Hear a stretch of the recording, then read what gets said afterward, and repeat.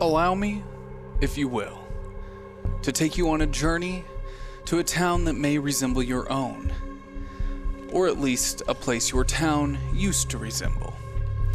This town is our collective Mayberry, the fictional town of KOllOK, Washington, and the year is 1991.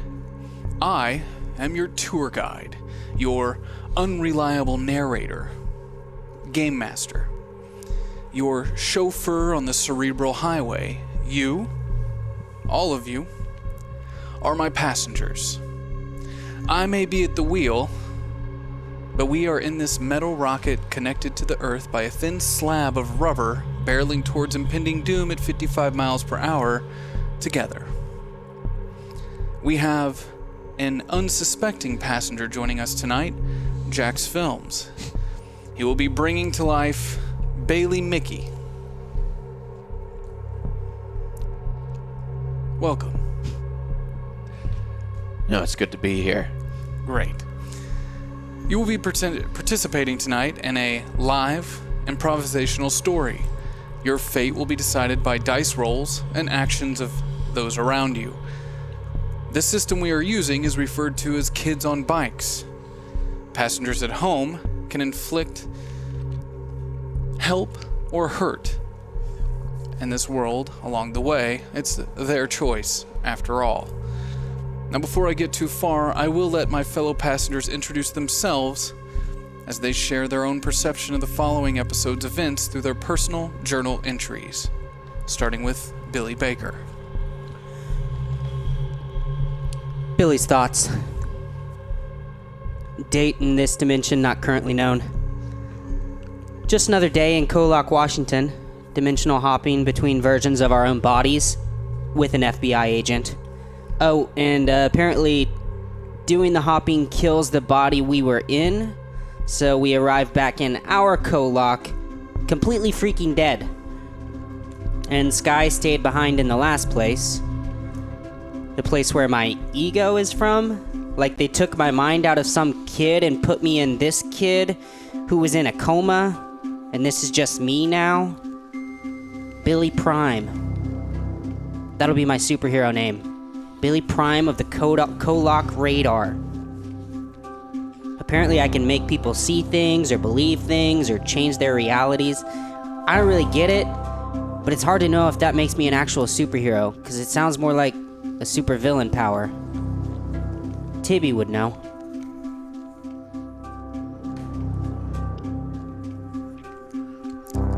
Mickey Jones. I feel like I'm gonna throw up. We're dead. We were dead. I killed those other versions of ourselves. I feel sick. In another world, our parents had to bury us. They almost buried us here. What if I didn't take us back in time? What if we had woken up already buried? I can't do that again. I don't ever want to use that power again. And now what? Are we supposed to pretend like everything's normal? What will our parents think? Are we supposed to go back to school now? I can't tell if I'd rather go back to that life, not knowing the truth about everything going on here. Were we better off not knowing? Marcus Bennett. Oh my gosh. I remember the days when the craziest thing in my life was a talking squirrel.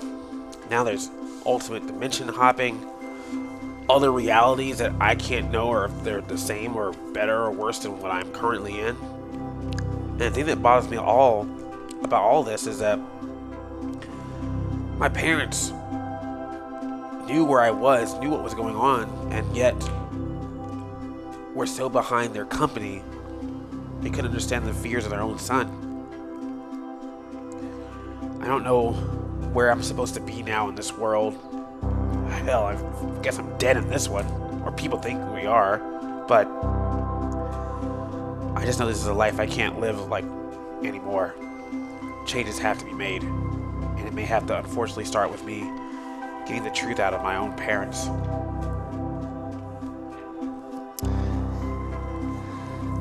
Do any of my passengers have any questions before we hit the road? Nope. Do I have any tokens? You do not have any tokens yet, Billy Baker. We just started. We haven't even rolled the intro yet. Jack, do you have any questions? Because you look like you might have some. I have all the questions. I will answer none of them. So please, roll the intro.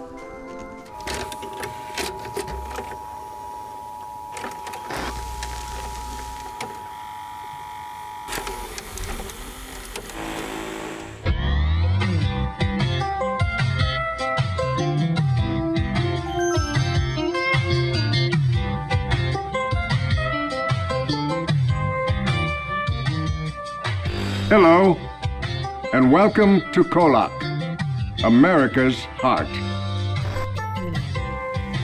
Life is generally easy in KOllOK. The spirit of our small town is built around enjoying life, despite our technological empire. KOllOK is like Paris.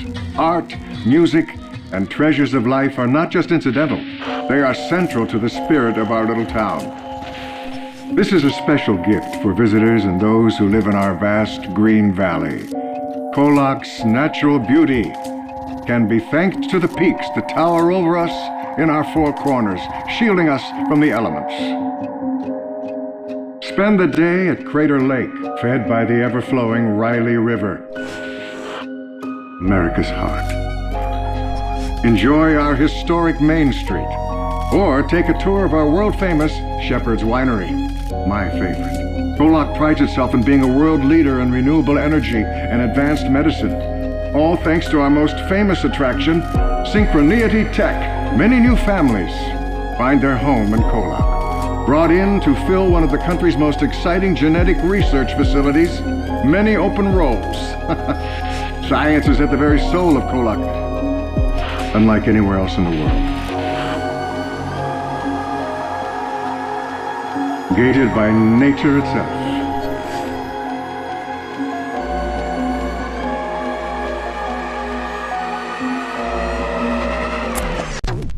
Prologue. We begin again. 12 p.m., March 8th, 1991. Principal Jenkins sits at his desk. Head in his palms, face down, labored breathing. He doesn't want to do this. He would rather do nearly anything. The idea of being one of the few to sit on the council board during tonight's emergency meeting after the loss of 4 of his own. He will need to find the strength to compose himself, he thinks. They will be watching him closest of all.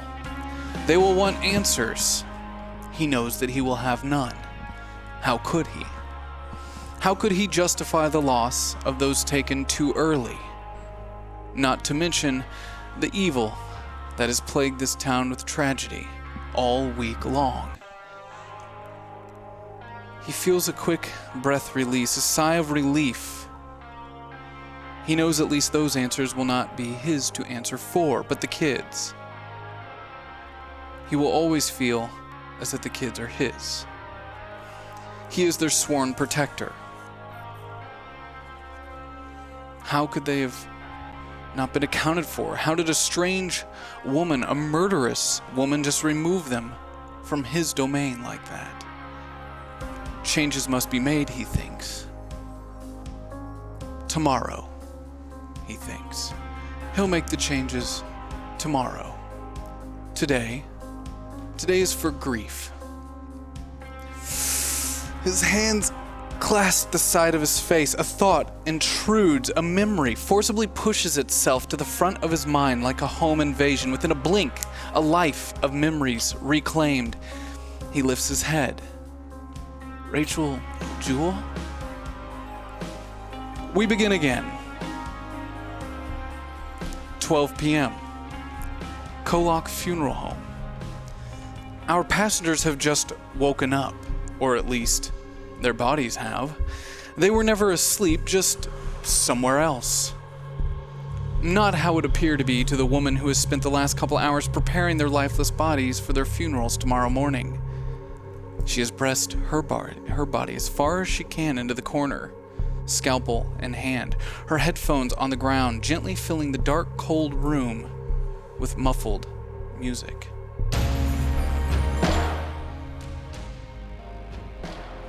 Stay away. Stay away. Stay away from me.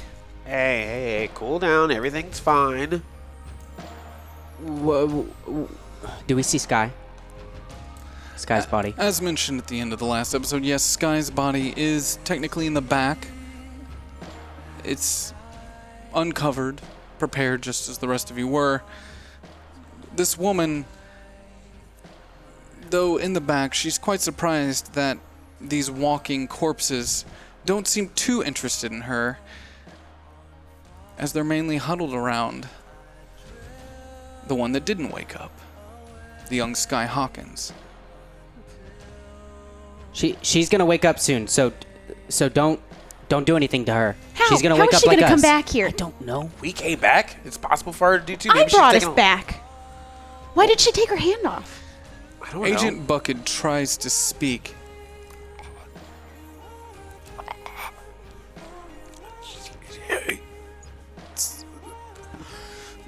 His voice too damaged to get any words out. He's becoming visibly frustrated. Can I still hear? Can he still send his thoughts to me? Would you like to communicate with Bucket? Yes. Why don't you roll a brains for me? Difficulty of 4. 11. It's not going to be a problem for you at all. Okay. As you feel this link still existing between you and Agent Perry Bucket, he sends a piercing question. She stayed behind? Yes. She apparently took her hand off when we transferred, and she's still in the last place we were. Your ego dimension. Why did she do that? Wait, do you guys still remember Rachel? Yeah. Yeah. Okay, just checking. We remember everything. We remember everything that just happened. I wish I didn't. Agent Bucket frustratingly takes his hand and slams it onto a metal slab of tools that go flying against the wall. You hear a scream from the woman in the back that kind of snaps you back into realizing she's just sitting watching you all in the corner. Lady, relax. Okay, we might have looked like we were dead, but we weren't. We were just a little unconscious. People just jumped the gun really quickly. Are you demons? No. No. Are you ghosts? No. No. Are you gonna kill me? No. Can we get some freaking clothes? Yeah, that'd be nice. But trust me, everything's cool. You can put the scalpel down. put it down. We're not gonna hurt you. I'm gonna slowly walk towards her and slowly try to take the scalpel out of her hand, just assuring her that we're totally safe and okay. As you go walking towards her, with each step, you start to feel a little kind of rumbling in your guts. Can you roll your grits for me? Difficulty of 10. Okay.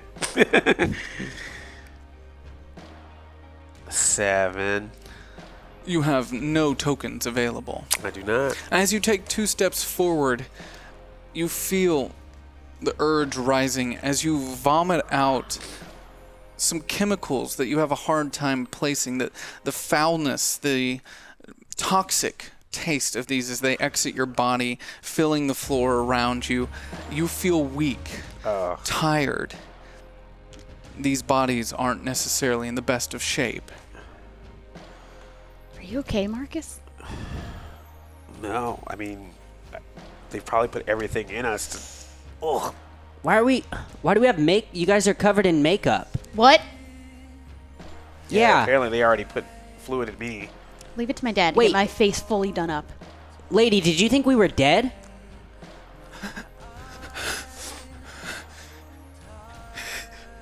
We're not, okay? Clearly. It's hard to explain, but we are alive. We are fine. You have nothing to worry about. Agent Bucket takes the metal tray that he had knocked off the table and a marker that's sitting over close to the door and writes on the tray, walking over to the woman on the ground. The tray, as he holds up, pointing to it, merely says, "Where are my things?"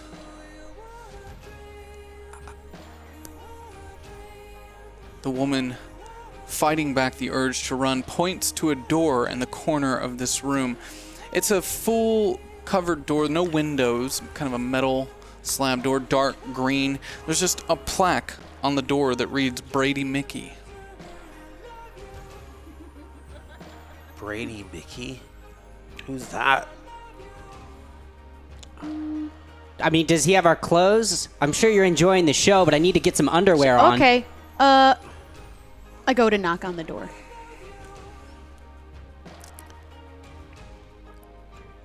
Brady Mickey. An unsuspecting knock is heard on your door. You're currently sitting in your office desk, feet propped up, reading possibly most recent issue of Time magazine. Why not?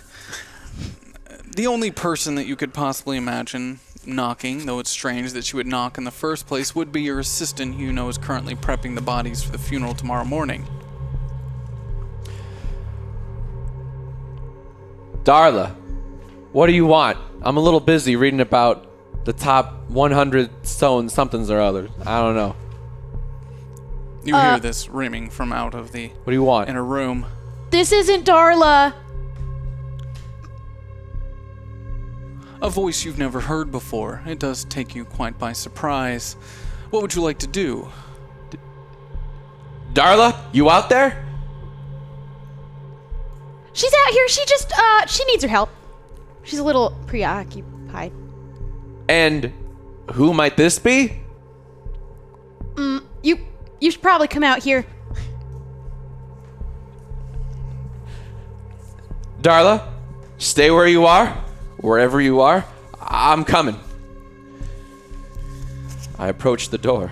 Brady Mickey walks up to the door. As you open it and slowly pull it towards you, you see on the opposing side 4 bodies standing, bodies that you had seen just moments before laying down.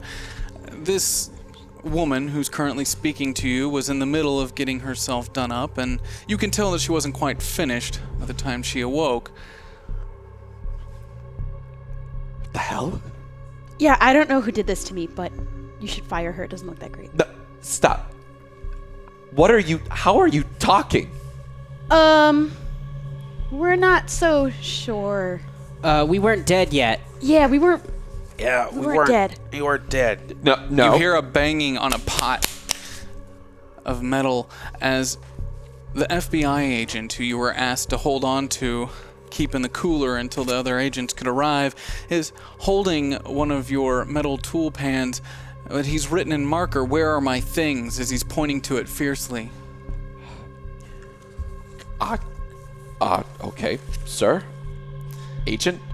I have him in my office. He blows past you without waiting for you to show him exactly where and starts rummaging through your things in your office looking for his stuff. Hey, Puckett, can you look for my stuff too? I really do not understand what is going on. I have been at this for decades. I know a dead body when I see it. How many days were we here? You would know that they had arrived just earlier this morning. So, not even one day. You came in this morning. Yeah, so that's not that weird, right? I mean, people probably seem dead all the time, right? Kid, there's a difference between seeming dead and being dead. Well, Well, whoever we checked just, our pulse, they got a lawsuit coming. Yeah, we're very upset. Someone will be hearing about this. All right, now there's no need to press charges, none of that gobbledygook. All right, my assistant Darla, I've had to make her work extra hours. She runs out of the building through the double doors, exiting. It's a common mistake, Darla. It happens. I think you need a new assistant. I love her to death. You might be right. I think she's into me. Pardon the pun. You're 15. Yeah, she ain't into you. Speaking of, Agent Bucket exits the room, currently holding the white scrubs you were in outside or Synchroneity while you were currently being held in quarantine, the last place that you know your bodies must have possibly been as you exited them, handing each of you your scrubs. He has put his suit back on, and he's now checking his pockets. Brady, Mickey, just out of curiosity, have you ever seen anything weird like this happen here before? Well, This is an interesting town, KOllOK. I've had my fair share of weird things happen. I'll tell you this. On Thursday, just this past Thursday, I was handed the body of Jaina Grace. Does that name ring a bell? Yeah, it does. Really? Because I handled her husband before, and I tried my best, but it is very hard to do an open casket when a body's been through a wood chipper. The less said about that, the better. That's just a little, funeral humor. It's not humor, it happened, it's true. But I like that he went through the wood chipper. I think that is funny. Who is this kid? That's Billy Baker. Yeah. He was in a coma. Agent Bucket walks up to you. Who did you talk to? He's holding a device up to his throat. His throat has been clawed out. You'd heard about this, of course, through some others, that he was one of the victims who had been stuck in Jaina Grace's basement.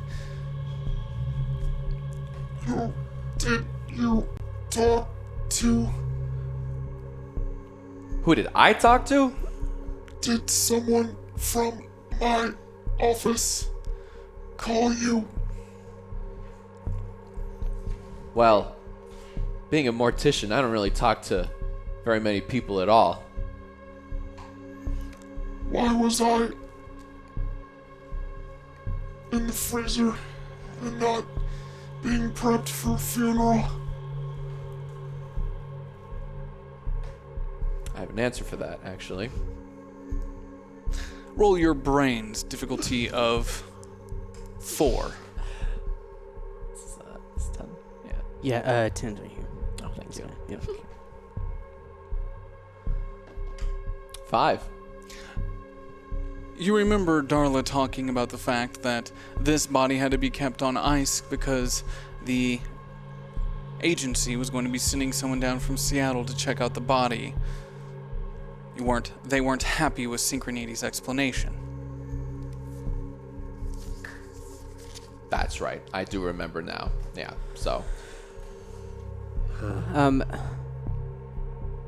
So, our friend over there, she's probably gonna wake up at some point like we did. That doesn't seem too crazy now, right? That we've all woken up. So is there anything we can do to, preserve her body? Yeah, actually, there is. I guess if Why you guys did can. she stay? We don't know. That's a good question. But for right now, we just make sure her body nothing happens to it. Because if she does come back, we don't want her coming back to a decomposing or messed up body. Yeah, We'll keep her body here. Fine. Just There keep will it. be no funeral. Just keep it in with the other bodies. Keep it above freezing. All right. That's usually how we keep things running here. Okay. Okay. I am so sorry. I thought you guys were dead. I mean, We were. We don't have to. no. Finish that thought. I think I'm myself here, correct? Yes. Yeah, we're all We're ours. back. We're back. In prime, I guess. How much does this guy need to know? Does it matter? I believe it does not. Well, So this is going to sound a little crazy, but we have been to other worlds, per se. Different variations of us. So you travel a lot. That's fine. I've been to Asia before. It's a great. This What? is a little bit different. More like we saw alternative versions of ourselves in other dimensions. I was not myself. I don't. Okay. I haven't had my brandy yet. None of this is making sense. It won't. But what does make sense is that whenever we did that, wherever we left, that version of us died. And that's what happened to us here. When we went to other dimensions, our bodies here died. But then we came back here, so our bodies... our bodies are now back. For the most part, apparently. Yeah. It could have brought us back a couple hours earlier. I didn't know. Do I have any tokens yet? Marcus Bennett has 1 token available. Okay. Just curious. Oh. So you traveled to and from other dimensions. What Yeah. have you seen? Different versions of us. There was one where we killed someone. There was one where she and I were dating. I'm pretty sure I was cool in one of them. Surprisingly, this was the best one. Maybe not for Billy. Yeah.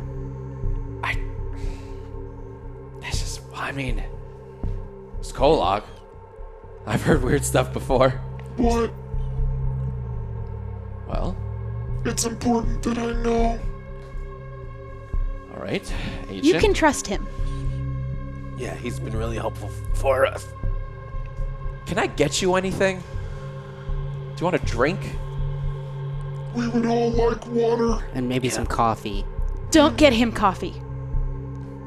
Understood. You don't get coffee. Sorry, kid. Water. All right, let me go get you guys some water. And then you can finish telling me this crazy story that, I got my doubts. I have my doubts. Bailey Mickey exits the room, possibly to get you water. Who knows, maybe something else. I'm leaving. Where? I need to report to my field office. They're gonna be freaking out. Like, we even kind of look dead. But they must know something because they put him on ice and are coming down here. Yeah, we're gonna let us be buried 6 feet under. Why didn't they put us on ice? Yeah. Because Right? they know something. They have to know something to keep his body intact. They need to know something. Are they coming this way? Are they coming to get your body? Most likely. So is there any way they could possibly be reinforcements? Shouldn't we send them to investigate Synchroneity? Of course. But I need to speak to my supervisor. Is there a phone or anything in the room? Roll your brains, difficulty of 5. 4. You said I have 1 token, right? Marcus Bennett has 1 token available. I will use it. As much as I need it for something else, I will There's use it. a light green rotary phone hanging on the wall by the double doors at the exit. There's a phone right right there. Agent Bucket. To call your supervisor. And I'm just on all fours. Like, I think it's best if I see them, given the current predicament. What are we supposed to do? Everybody thinks we died. Do we go home? we should call someone. If not your supervisor, then who? Who can we trust with this kind of information? God forbid anyone outside sees us. Wait, so everybody thinks we're dead? Yeah. So they're Like our parents and stuff? yeah. Yeah. So they're probably gonna freak out if they see us alive. I think you need water, man. You're not looking too good. How do we know we could trust that guy with all of that information? He I just left the room. Don't know. I didn't want to say anything. Yeah, Perry. Why are you saying all that stuff? We can't just go around trusting everybody. I don't think it matters. How could it not matter? Why would it matter? Look, None of it apparently matters. We're that's- just infinite copies of a copy of a copy of a copy. Yeah, but we're the ones that. We're the original. Yeah. Everything's a copy of us. We're the ones that matter. I mean, except me. I'm put here. I don't matter. But you shut up. look, we've all gone through a lot. We're freaking out, but let's just look at the basics here. Everyone thinks we're dead. So either we have to continue being in secret while they still think that we're dead to figure out what's going on, or at some point this information is going to go out, and that's going to make everything just as crazy as what we just went through ourselves. I think we should try and avoid all that chaos, for now at least. So who can we go to that we can actually trust? Bailey Mickey walks back in the room. Did you go to get waters, in fact? I did. Here, get some water to your friend. And between Thank yourself and myself here, Bailey Mickey, did you do anything else while you were out there, or just collect waters? I had a weird memory, and this is gonna sound crazy to you guys, but my grandmother used to tell me stories of how the dead would walk in KOllOK. Tell these crazy stories. Granted, she had pretty severe Alzheimer's, but she would ramble on and on about her love, my grandfather, and something about him dying and being born anew. And then he was missing his index finger? I'm sorry, this is gonna sound nuts. Is anyone here missing their index finger? Yeah. Yep. A lot of people in this town. Oh my god. Wait, so just a question. You would know of the town's general kind of majority of the town, people who were born here, their relatives. You yourself would be missing an index finger, as well as many others in the town. Yes, Marcus. That's what I was gonna ask. Does he have a missing index finger? Yes. Okay. Yeah, I think your grandma, you said? Grandmother. I think, she was probably onto something, as we've learned. There's some weird stuff going on. She did always tell me that the dead would walk in KOllOK, and you look pretty dead. Well, besides the whole moving thing. Well, here's the thing. We're dead and came back into our own bodies, but there are some others that walk among us where others have died for them to come back for a price. The price probably being your and all the other residents' fingers. Pounds of flesh, you might say. That's You owe a debt. One more time, sir. You owe a debt. It sounds like a lot of this town does. Yeah, what kind of debt do I owe? For your grandfather. What did my grandfather do? Did he I'll let you live. If you help these kids.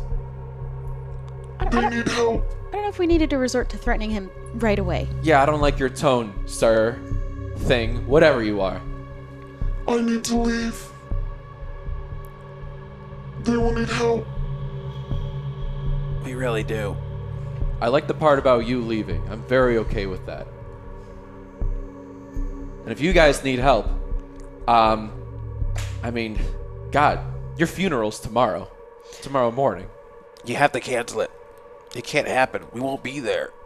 All right. Tell you what I'll do. I have a hearse. You can ride around with me. I can't believe I'm saying this. In my hearse. Shotgun. That's great. He can take us somewhere and we can stay hidden. We'll have to keep low for a while until we clear this all up or figure out a way to. Well, my parents are usually working, so it might be possible that my place is empty. But then again, my parents are part of the reason why we went through this in the first place. I bet everyone's home right now. I mean, we just died, so everyone's probably mourning or whatever. Well, then where can we go where it wouldn't be connected? I mean, one of our friends be a good place? I mean... You guys are my friends. Aw. Shut up! Sorry, I gotta put some levity in the fact that I feel like I'm still dying even though we're not dead. I could call Tibby. Oh, God. I mean, he'd probably shit his pants, but... He probably would. But sadly, But he's probably one of our best places to go. He's probably the first person to believe that I died and came back to life. He's got a point. I'm willing to risk it. Yeah, let's hop in the hearse. Take them to the child's house. If anything happens to them, I will kill you. He's serious. I love my choices. Sounds like I don't really have much of one. All right, kids. Let's just make this quick, I guess. I don't know. We really do appreciate it. I'd offer a price, but I don't think you guys have much. We don't have money. Yeah. I think you staying alive, it sounds like it's your price. Oh, not you too. You're on his side. I'm just saying, he said he's going to kill you, so I think the price is pretty set in stone there. Bucket? Whatever. See? All right, I think he needs to go figure out his life. Well, And when I get approval and know that everything's okay at headquarters, I will come back for you. and we still have the connection if you need to reach out. At least I think I still do. Yes, Okay, good. we are bonded, Marcus. I've bonded to many things in this town. Not like that. Shut up. It's pretty gross. Thought you were my friend. All right, let's get in the hearse. Wait, but I mean, we're covered in like this makeup. What if someone sees you driving around a bunch of dead-looking kids? We'd be driving around dead bodies in a hearse. I think they So would be let's able to put it all together. Pretend to be dead? Yeah, if someone shows up, we just close our eyes. Just lay down. But I'm gonna be shotgun. That'd be weird. Well, Maybe then, you shouldn't sit in the front. No, I called shotgun. That's the rules. well That then, is the rules. stick a casket in the shotgun with you then. Let's just go. Ugh. Okay, yeah. Wasting time. I get it. Let's go. Yeah, you're not doing well. Let's go. Yeah, please don't do that in my hearse. Okay. Yeah, I'm Very starting to hard feel to sick. clean. We may have to make a couple stops along the way. How many tokens do I have? Marcus Bennett has 9 tokens available. Oh, he does? Yes, I would have told you if you asked. I would like then to use 2 of those tokens for quick healing. Oh, damn. Marcus Bennett uses 2 of his tokens to regain some sense of composure. Maybe he vomited all the embalming fluid out of his body. You still feel a little weak, tired. There's no way you could bring yourself back to 100%, for there is no 100% anymore. Your body was dead for 18 hours. Fair enough. But I at least am able to get back on my 2 feet. I don't have to be on Yes. all 4s anymore. All right, guys. I think I got it all out of me. I'm good. Let's go. Yeah, let's go. As the 3 of you get inside of this long, dark, black hearse crawling into the back of the vehicle, Agent Bucket stays behind. He watches you leave, never leaving eyes fixated as you make your way down the road. Where are you going? All right, so where'd you kids want me to take you to? Of a friend? Hey, where would Tibby be right now? We need to go to Tibby Devon's house. Do you know the Devon's residence? Roll your brains, difficulty of 3. This should be no problem for you.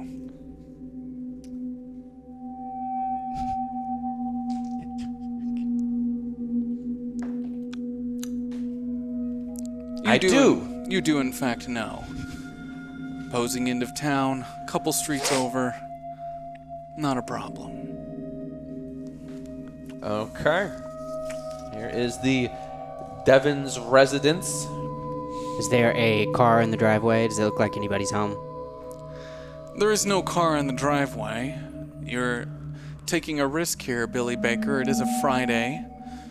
Currently midday. School should be in session, but who knows? Do I have any tokens? A bunch of kids did die yesterday. Any tokens for Billy? Billy Baker has 4 tokens available. Guys, stay here. I'm gonna go knock on the door. If the coast's clear, you guys can follow, but I'll be right back. I want to use 2 tokens to be unassuming and run to his door and knock on it. Billy Baker sneaks his way out of the back of the hearse. Unassumingly, somehow, as a corpse wearing a bright white shirt, making his way up to the front of the building. Just no one cares. Instead of knocking on the door, you do peer in through the front window. You do see Tibby. He's sitting in the living room, crying into a large bowl of cereal. I want to knock on the window.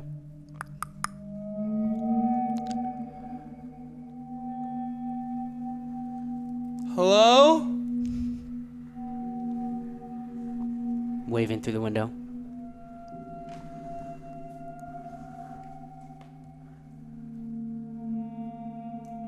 Hello? Tibby! Tibby, it's Billy. Come on. I'm not dead. Tibby, I've told you weirder shit. Let's go. No one's here! Tibby! No one's here! I'm not a ghost. Yes, I'm imagining it. I'm sad. I'm very sad. This is all in my head. This is real. Are you freaking done, Tibby? Let's go. Fuck. Come here. Oh, no, go away. What are you? Wait, Tibby, are you crying because you think I'm dead? You're dead. I didn't sleep last night. I'm dreaming. This is make-believe. This is stupid. Were you sad? Were you sad that I died? Tibby, just come outside. Tibby stands from the couch, drops the bowl of cereal onto the floor, never taking his eyes off of you through the window. He walks up to the front door. Before the door unlocks, you do hear kind of this rustling of things moving around. The door opens, but before you see Tibby and before the door opens too far, it's preceded by the barrel of a shotgun. Shaking, of course. Tibby, are you pointing a gun at me right now? Door opens, revealing the rest of Tibby as he turns the corner. So you're telling me you were all sad that I died, you thought I died, and you're crying about it, and the first thing you do when you find out I'm not dead is try to kill me? Is that how you're gonna solve this problem? Zombie! I'm not a zombie. I just have, funeral makeup on because I thought I was dead. We're not dead. It's as simple as that. Roll your charisma. Difficulty of... Well, your charm. Charm. Roll your charm. Difficulty of 12. 17.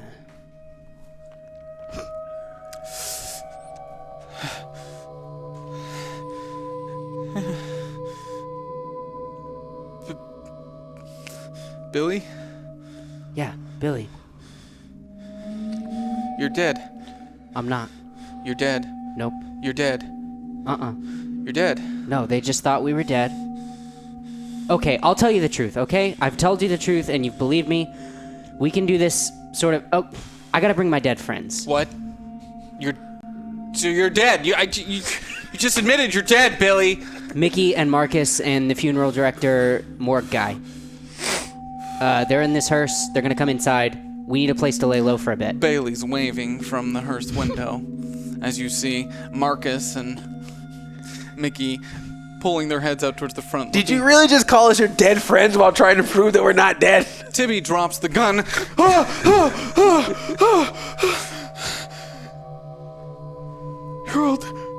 You're all dead and you're riding around in a hearse. This is... Tibby, no. Stay in the car. I'll shoot. Oh, God. Has he ever held a gun before?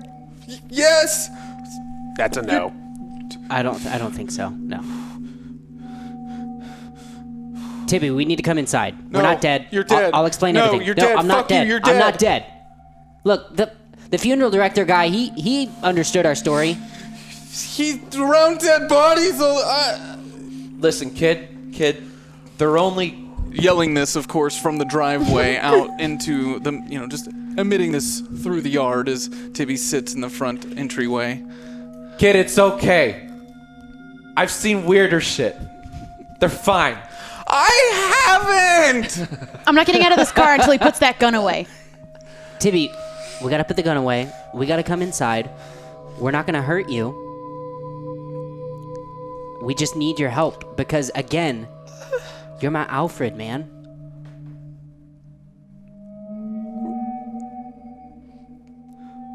This is home base. This is the Bat Cave.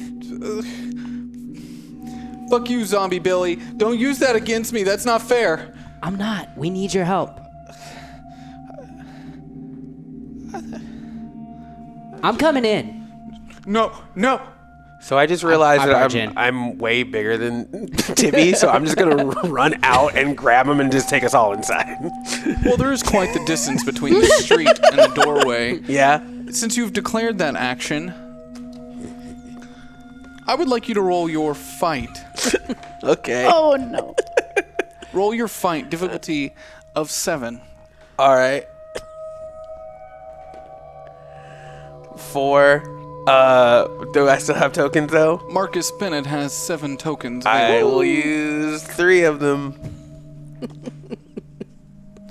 Marcus Bennett exits the hearse and starts running up to the front as Tibby goes to pick up the shotgun, scrambling, nervous, as you put your foot on the gun before he can grab it.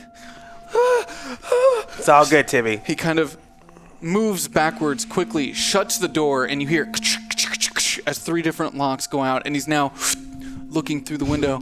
Leave! Go away! Is that what you really want? You're dead, man! We're not dead. I'm standing here talking to you. That's not how death works. Look, man. We all just woke up from thinking we were dead, and we talked this. So you were dead, and you woke up. You're a zombie. I said you were a zombie. No. You're a zombie. Zombies want to eat brains. We're not hungry. How do you we're know? kinda... We just woke up from thinking we were dead, and the first place we wanted to come was to you. Do you realize how important that makes you? Doesn't that make you feel cool now? We trusted you. You are the man, Tibby. We could have gone anywhere else. We didn't go to our parents. We didn't go to school. We went to you, Tibbs. It's even cooler if you'd let us explain everything. This We'll sounds even call like you all Tibbs. came to me because you think I'm the only person crazy enough or stupid enough to let 3 dead people and a weird old dude that hangs out with bodies into my house. Or cool enough to know that you're the one that can help us out so that we can get out of the situation to make all of us go back to normal. And then when it all goes back to normal, Tibbs, guess who'll be the one who did it, and guess who'll be the one to hang with us afterwards to say, I'm the guy that brought these guys back to their normal lives. That could be you. There could probably be like a parade in the town, ticker tape everywhere. They might even have a National Tibby Day. If you help us right now. Tibby is quite intrigued at your proposal. Can you roll your charm, difficulty of 7? 7. Woo! Tibby exits from the door. You see him kind of disappear into his house. You hear some moving around coming from inside. As he then walks back a few moments later, he's got a piece of paper and a crayon in his hand. He's crudely written in crayon on this piece of paper as he puts it up against the window. You can read it. It says, I, Marcus Bennett, hereby swear that if Tibby lets me in, I will forever be referred to as Marcus's boy in public. Take the deal, That's Marcus. all you. Guys, the gang expands. Well, I've already got a squirrel in my crew, so yeah. I, Marcus Bennett, solemnly. What? He slides it under the door, barely kind of peeks open the door as you see a red crayon kind of push Oh, I'm through. signing this? Sign it! Do I need a notary public as well? Is Do you crayon have legally one? binding? Are you notary public? I'm many things. That is not one of Oh, them. damn. All right, there you go. Sign, putting it back in, make a copy. You are now my boy. You're my homie, you're my friend, you're my pal, whatever. Can you let us in, please? Tibby takes the piece of paper. The door shuts once again. You watch as Tibby goes into the kitchen, starts rummaging through a drawer, takes out a camera, puts this piece of paper down onto the table, stands on a chair, takes 2 pictures. I'm going to regret this. You know, I'm not so sure crayon's legally binding. As he then takes the camera, he shows it to you, and then he exits the room, and you hear something going on in another room somewhere in the house, and then he comes back. He hid it. He's pretty diligent. Okay. As he then walks up to the door and unlocks all 3 locks. As he opens the door, he starts to back away. He's quite frightened by all of you. He opens it, but he does move to the other side of the room as he just kind of stands in the corner. All right, Tibby. That was a smooth move and all, but you realize if you're Marcus's boy, that makes you cooler than me, and you're going to stop hanging out with me, so... kind of offended. You hang out with Marcus. Yeah, Yeah, right now. I but- feel like you guys are kind of a package deal. So are we cool now, or are you not cool? Yes. All right, we're coming in. You got any guns? Only the one on the porch. It's Well- Dad's gun. You need to put it back. I'm going to put back the gun. Because we don't want to have that around. As Marcus Bennett walks in, he kind of lays it down next to the clock, tall clock standing by the front door. All right, listen up. Pretty easy to explain here. So, Mickey has superpowers, and we can like dimensional hop and stuff between dimensions. I feel like but- I should be the one to share that information. Yeah, go ahead. I have superpowers that sends us to other dimensions, but when we leave, our bodies get left behind, dead, and then we came back. So we came back into our dead bodies. So what you should take away from that is I can kill you too, if you tell this to anybody else. Zombies. No, Not exactly. no, You we're just, You alive. just said you were dead. Dimension hoppers. Okay, well, let's get into what makes a zombie. How much time do you have to talk about it? I don't think we have that much time. We don't. We're why we- alive. We're in our current bodies. We have our minds. We're not craving brains. For now. But we're just trying to figure out how to get us back to a normal situation here because everyone in this town thinks that we're dead. Yeah, I'm going to your funeral tomorrow. That's not going to happen. We're not having a funeral tomorrow. Obviously. Wait. Tibby, Dead Billy. do you remember Rachel? Yeah. It worked for That worked? everybody. About an hour ago. I did that. And then I remembered you telling me about Rachel and me saying, whatever, man, you're crazy. And then I was like, Billy's dead. And I started crying into my cornflakes again. Again. You crying a lot? Hey, you're my best friend and you died. What the fuck, man? Yeah, man, I'd cry too. But And then I remembered Rachel, and I remembered how you had this huge crush on her, and you would talk about That's how not- bad you wanted to, Wait, it's not what? true. No, that's not true, like, Marcus. we should poison Marcus and stuff. So I never What? said that. Tibby. What the hell, man? Look at his face. It's super fucked up. That's the Tibby I know. No, I just want to punch him in the shoulder. Roll your fight. Really? Don't kill him. Difficulty of 5. Really? kill me. For Billy? You miss and hit me in the chin. 2, come on! It's Billy! Marcus, you have 4 tokens available. No! Not for that! Oh. He's not worth... Oh, wait, is that going to hurt me if I don't do it right? No, it will hurt him. Okay, Oh. good. Yeah, good. I want to punch him. Oh, okay. Your body goes flying across the room. You take 4 hits of damage. Son of a bitch! You were Okay. crushing on Mark my that girl down. this whole You time? need to calm down. I didn't mean to. Did you have some... Is this the reason why all this is going on? Was this some, like, weird attempt to go to another dimension where you two honestly. are together? No, definitely not. Hey, Yeah. Marcus, he liked Rachel, but we didn't talk about poisoning you. I made that up. I wanted to make sure you were the real Billy. I had a crush on her, but I was like, I'm not gonna act upon that. I'm like, He 15, understood. man. He understood that we were just kids, and she was a teenager that was developed. Okay. That's a weird way to say it. Yeah, seriously. like, Again, I'm already these in are not my punchy mode, words. Tibby. Come on now. I thought you were my boy. Don't say things like that. And as for you, you better get us out of this mess with your powers and whatever. Ooh, Yeah. So I think I can kind of like make people remember stuff or make people see stuff.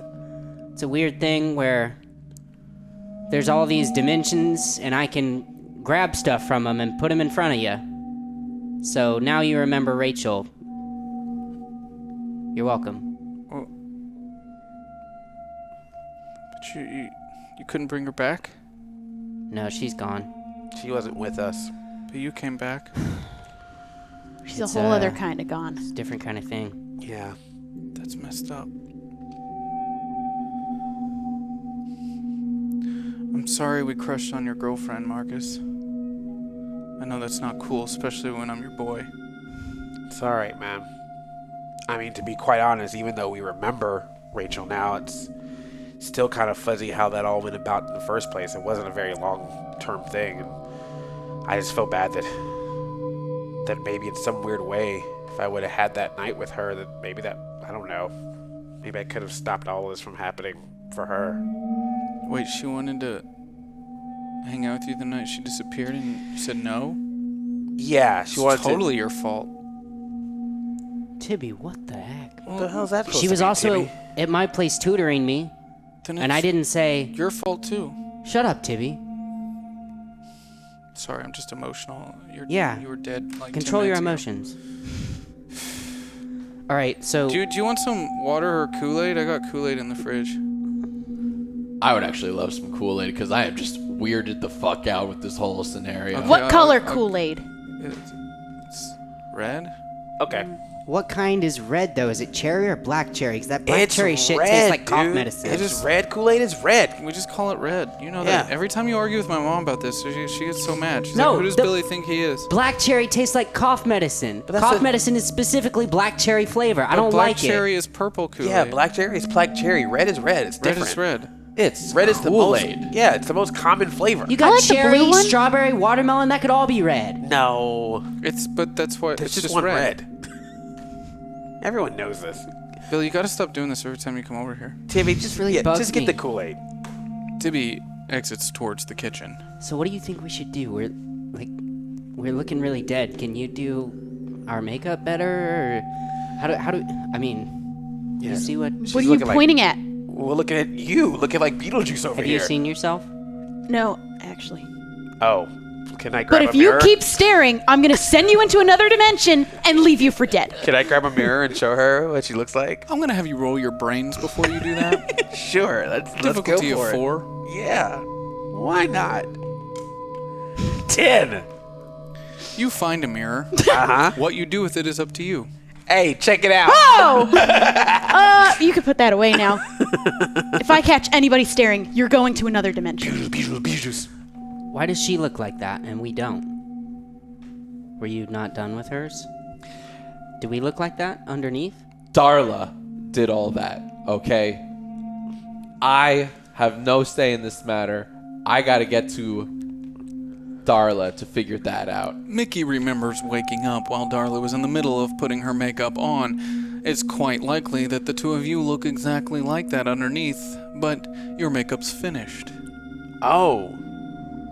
Maybe we got some blue eyes too. Well, for what the parts that she did finish, I'm not so happy about it. Why did they put makeup on dead people's bodies? Well, it's all about the presentation, you know. For who? Oh, for For the living. Were we supposed to be like an open casket or something? You were. It's kind of my specialty when I can do it. Doesn't always work out, of course, but I pride myself on my open casket preparation abilities, yes. Wow. This is really weird, Here you guys. go, everybody. Red. I've got some red. So then what are we supposed to do? I mean, how do we continue living in a world where everyone believes that we're dead? Do we just stay in hiding for the rest of our lives and make them just believe it? Make some excuse of why we can't have a funeral of our bodies, like our bodies disappeared? What are her parents gonna say? Do you think maybe our bodies will start to look normal again? I hope so. I mean, I'm feeling a little bit better since we first woke up, but who knows? I mean, would anything would have happened to our bodies in that time period of being dead that would hurt us? You guys put things inside our bodies, right? I threw up a bunch of stuff. As do. you say this, I'm gonna have Mickey Jones roll her grit for me, difficulty of 15. Woof. Just the thought of something. One. Yeah. I had a 20. Yeah, that's you just start vomiting Oh god. on the floor as embalming fluid just covers Tibby's. Tibby, what'd you put in that You have Kool-Aid? dead person fluid on the floor. Oh, I'm so dead. How do you clean up dead Oh, God. fluid? I was gonna Oh, say Tibby, I'm that so doesn't sorry. Come out. That does not Go come to out. the bathrooms down the hall. Go. Okay, I'm gonna go to the Vomit in bathroom. bathroom. Oh my god. I go to the bathroom. Man, I didn't realize she was gonna get that freaked out by how she looked over her Wait, face. is it true that dead people can't control their bowels? What? Yes.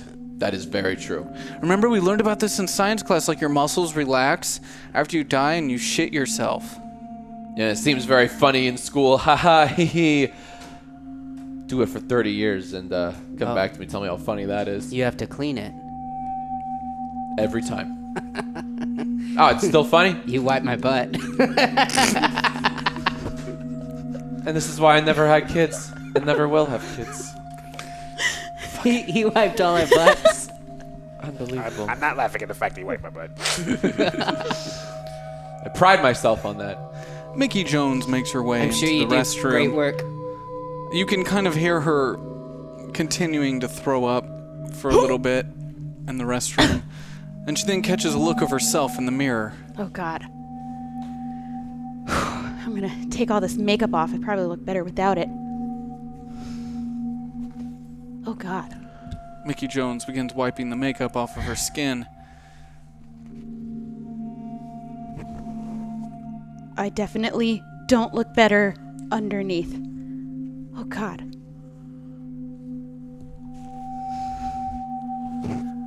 The more she wipes the makeup off, the more it just reveals blue dead skin underneath. Well, now I'm committed to taking all of it off. As she's continuing to wipe her face off in the mirror,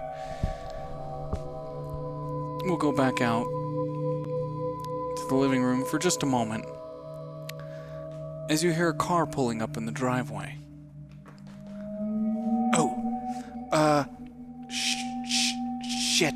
Shit. What is Timmy it? runs to the window looking outside. Oh God. My mom's home. Oh, fuck. Fuck. I can't have dead people in here. Is there any place we can hide? And there's a hearse in the driveway. We better hide. And you were talking to Tibby about funeral arrangements because Tibby's important to me or something. And we're gonna go to the garage.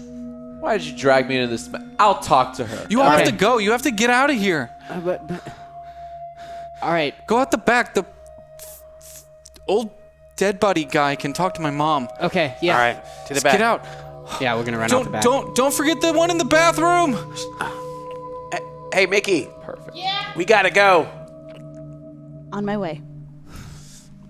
Mickey comes running out of the bathroom. As you see Mickey's face as she exits the bathroom, it immediately takes you off guard. She definitely... Whoa, what's up, What are you- Smurfette? I know. Yeah. Quit staring. Take a picture to last longer. I'm firing Darla. You should. Yeah, that's horrendous. All right, well, either way, we gotta get out of here. Timmy's parents are showing up. All right, you exit out the back. As the door starts to open, Tibby very quickly just be cool.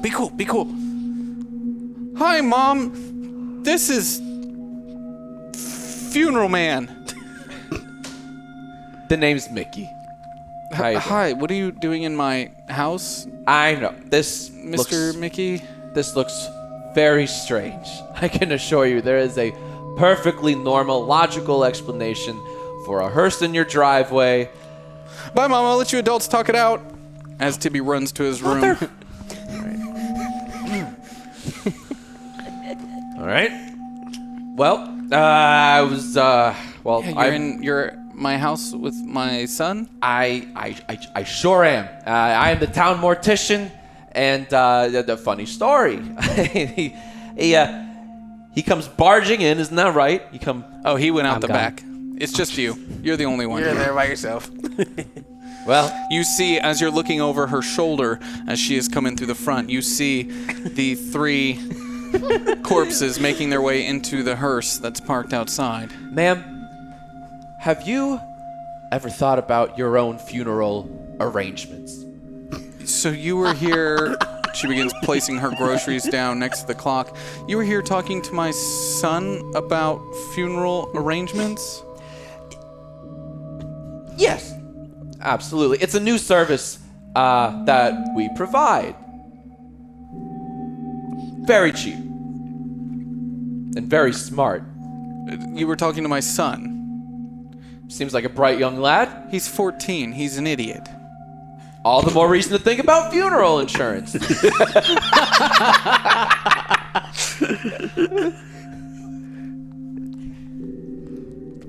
I would like you to leave. We'll probably see you tomorrow. Yes. For the funeral tomorrow. Yes, yes, because a funeral is absolutely taking place tomorrow, and definitely has not been called off. What is wrong with you? 4 kids are dead, and you're here talking to my son. You think my son can handle any more of this emotional torment? What's wrong with you? Okay, first off, you're right. I don't have kids. I don't get kids. I don't like kids. I prefer talking to the dead. They're better listeners. That's a little mortician humor. Get the fuck out of my house. Right away. And think about that funeral insurance. Tibby, come here. We gotta talk. As the door closes after you exit. As you get back in the hearse, they're all sitting in the back waiting for you. Well, that worked out great. As you look in your rear view, you see, of course, the bright blue dead face of Mickey Jones staring back at you first. I can see all of your reactions to my face. You look super You're not dead. hiding them at all.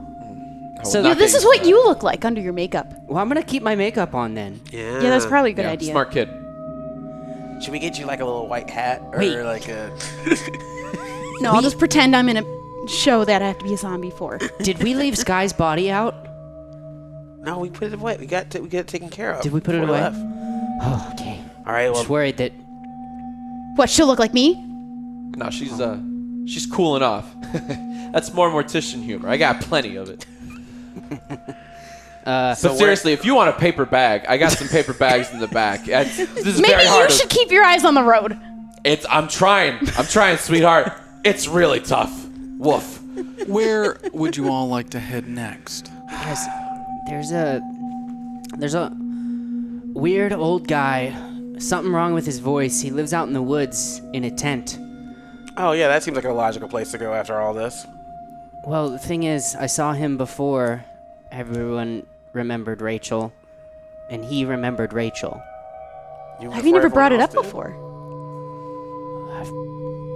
I didn't know if it was important or not, and it's kind of out in my secret place. I go out there sometimes to think. And this is not the guy dropping Cheetos down, is it? No, I don't think so. I mean, there's a lot of old weird dudes in this town, so I'm just trying to make sure we get clarified which one is which. Yeah, there are a lot of weird kids in this town from the sounds of it. Just a few of us. Anyway, it seems like he's outside of all of this weird dimensional stuff or something, so he might be able to tell us what we could do. It's worth a shot. At this point, Everyone else is gonna freak out when they see us. fair enough. So is that where you would like to go? Yeah. He's in the woods on the other side of the winery. Billy Baker instructs the mortician to start taking the hearse that direction. As you drive over the river to the other side of town, you notice some dark storm clouds coming in. Quite unusual, in fact. You can see them building over the mountain ranges. Is it gonna rain? Nah, not this time of year. No. Yeah. It never does. You park the hearse in the general parking area outside the winery. Now, there is a specific place, Billy Baker, that you go, but why don't you go ahead and roll me your brains difficulty of 7? Well, you know what? Please? You come over to this side of town quite a bit. We'll say 4. Difficulty of 4. 4. Great. Do I have any tokens? Billy Baker has 4 tokens available. I'll save them. You know the usual route that you take is on the other side of the winery, but you did see him come from the other direction, further west on that hillside, so it's quite possible you could avoid the winery altogether and avoid being spotted if you follow the tree line up on the west side. So if we go a little bit further towards the west, we can probably get around the winery here. He's on the other side of this field. All right. All right. Well, since I am in the woods, I'm just gonna try a little call real quick, and I lean over and I go.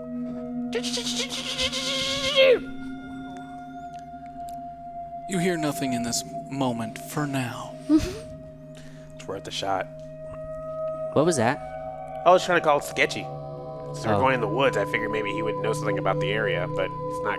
Maybe he thinks I'm dead, so maybe he's not even hearing what I'm calling him. Hey, can you talk to squirrels? I've been known to dabble. You dabble in squirrel talking? Roll your brains. Difficulty Oh, you don't know what to get into. roll your brains. Difficulty of 18. Oh, wait. Difficulty of 18? Yes, It's a D10. I'm aware. You might roll a 10 and it explodes. That's it. Okay. You're lying. You've never dabbled talking to squirrels. You're just trying to look cool in front of these dead kids. Formerly dead. Whatever you'd like to say to make yourself feel more comfortable. It seems like literally everyone in this town can secretly talk to squirrels. No, except me. I don't think he can talk to squirrels. I think he's just trying to stay sane from all this. You guys can both talk to squirrels, and you don't believe that someone else can talk to squirrels? We've already met someone who can't talk to squirrels but thought they could talk to squirrels. Oof. 2 peas in the pod, am I right, kid? Yeah, Let's go in the I guess woods. so. We should sing a little song just to get us through the woods. I was thinking, la la la la la la la la la la. Are you Roll okay? your brains. Difficulty of 12. What? Roll your brains for me. No! You're currently a dead man walking around trying to keep a low profile. But I'm making fun of her blue face. Yeah, good for you. Roll it with Was a 12. that a reference I didn't understand? 15. And she probably doesn't even know what I'm singing anyway. I get that reference. I didn't. You look like a Smurf. Luckily Well, that's for just you, rude. no one hears you as you sing aloud going Okay, up this so I mountainside. sing it really close to her ear. Can I punch him? If that's where we're going in this episode, let's just remember again how dangerous it is to fight people. All right, so I'm not- please. I won't punch him this Okay. time. I'm sorry. I couldn't help myself. I'm You just just trying wait until that makeup wipes off later on. All right. It's not gonna last forever. Well, if it makes you feel better, you make a nice looking Smurf. Thanks. I'd take a guess. compliment. Marcus Bennett, roll your charm difficulty. Roll your charm difficulty of 12. 4. You're really bad at this. She does not feel better, No. and you're pissing her off. Shut up. I'm gonna just keep walking. So I'm gonna walk further up the line away from her. You make your way up into the woods. As you do, you start to hear the rumble of thunder in the distance as the clouds continue to kind of grow, getting darker and blacker up on the mountainside. Well, that's strange. I have never seen that before.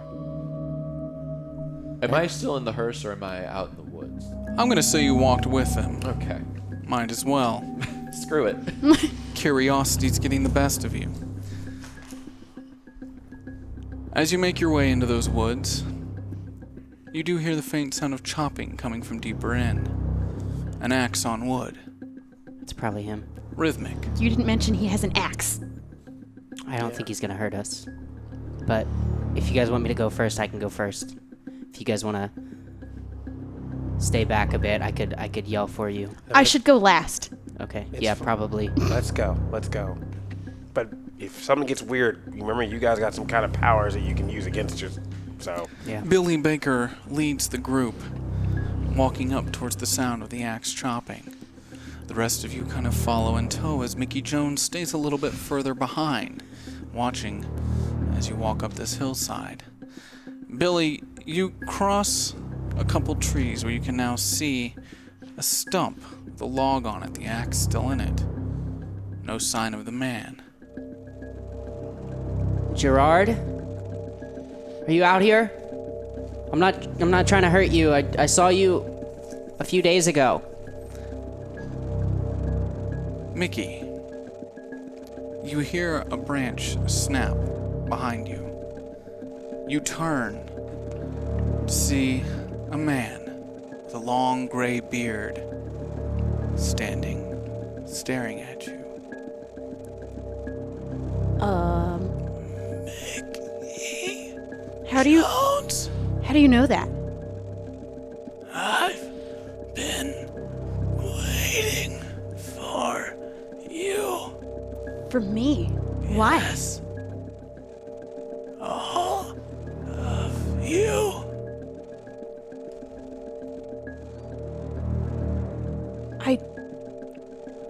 You don't want to talk to Billy? How do you know who I am? You are like Billy. Yeah, I guess. How do you know all of this? I am a stonemason. We've heard that before. What does that mean? I know things. I go to call out for Billy and the rest of the group. You hear from further down the hill Mickey Jones' cries of your names. I would say this sends you all turning and running directly back towards her. As you see her, you realize she is in no immediate danger, and the man waits for you all to arrive. Billy, I think I found your friend. Yeah, this is the guy. Hey, Hello, Billy. Gerard, I did what you said, remember? You remember Rachel, right? Yes, Everyone else remembers her now, too. yes, Billy. So, Thank you. now what? He mentioned he's a stonemason. What? I don't remember what that means. I don't know what that means. We never learned what that means. We just heard it once. We know things. About rocks? You Are you aware that him, not you. It's never about old Mickey. are you aware about our recent trip through dimensions and coming back here? We assumed safe bet. You thought we'd be successful. We hoped.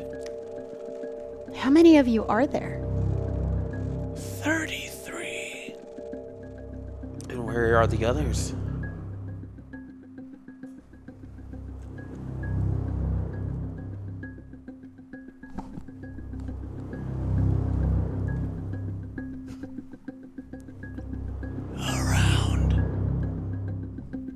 Around in this town, or in these woods, or?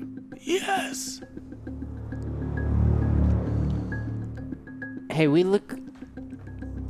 kind of like died for a couple days, I guess, and we're looking kind of dead. Kind I of. hadn't noticed. You don't have to lie. It's a good joke. Have you seen this kind of thing before? What do we do? No. I have not. Well, what about these clouds? The storm is coming. You brought it. We brought it. How do we do that? You broke the illusion. Broke the illusion? You mean from our traveling? Making everyone remember Rachel. Rachel. So what'll happen now?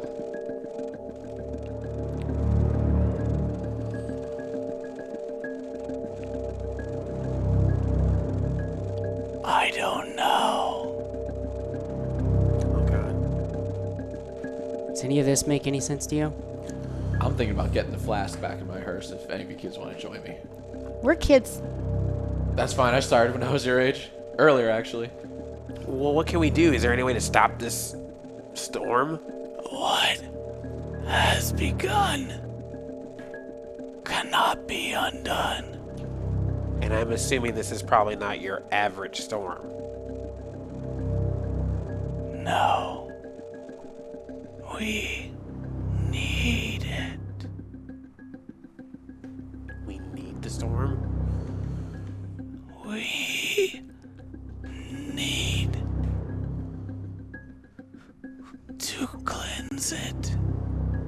to bury it. Wash it away. Reveal what's underneath. What exactly are you gonna wash away? The lies. All of the lies. Good. I think we're on the same side. We hoped you would be. So you want this storm to happen? Yes. And what's going to change when the lies are washed away? Like, will that make things better? Will we be able to come out of hiding? I don't know what your future holds. Well, how much time do we have till this storm hits?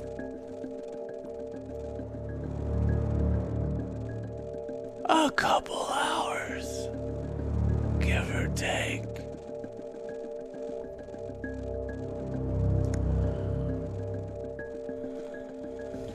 Was there any place that we can hide? I mean, I think one of the last places we want to be if there's a giant storm is in the middle of the woods. What are we gonna do though? Literally everyone knows we're dead, and we look dead. But what's going to happen after the storm? Who knows? Maybe they'll think we're alive again. It's not like we can run to our parents. There's anyone left, Wait, what? they may not care. Okay, hold on. What kind of storm? Anybody left? How big is this storm going to be? Are you talking about a storm that could literally kill people? That bad? This is not what you wanted to bring truth, Not if it kills people. but they live a lie. Is it gonna kill bad people? He lives a lie, Because I'm in someone else's body. not you, He means him. Now, hold off.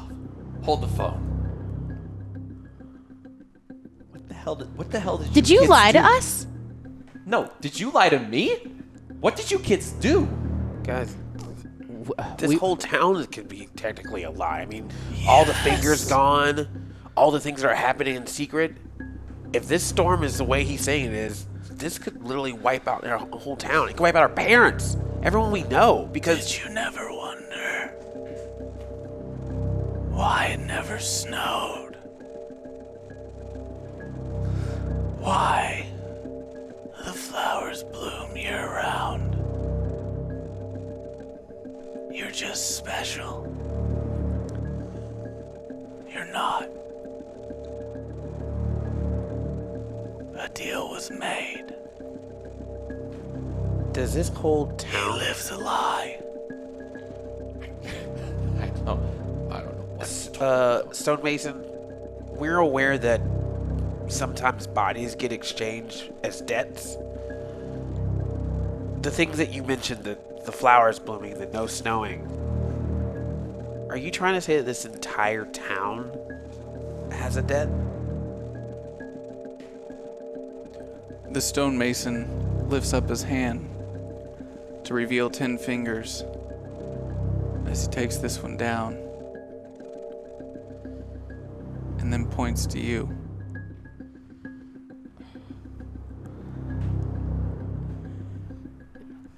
All right. Pounds of flesh. But Just-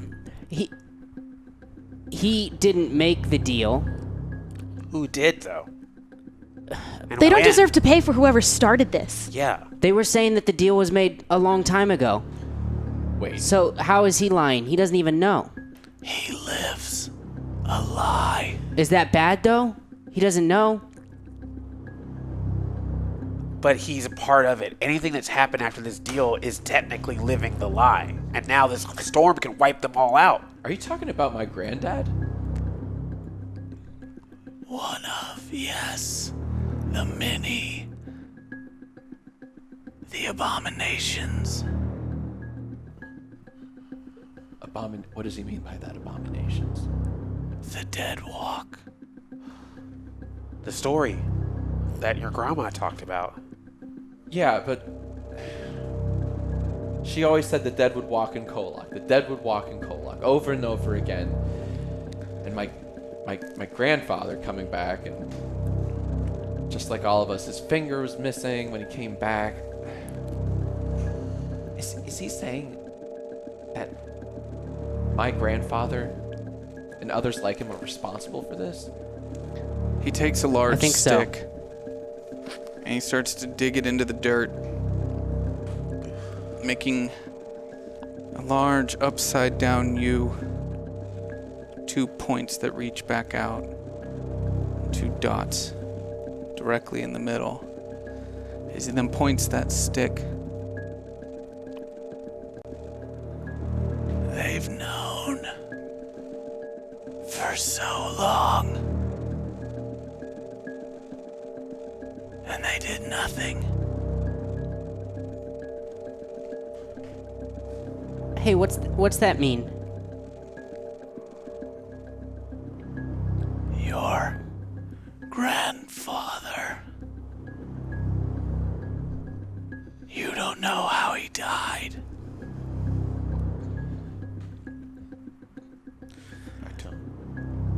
We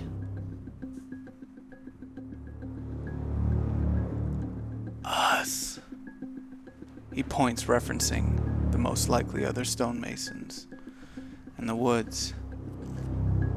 We built this town.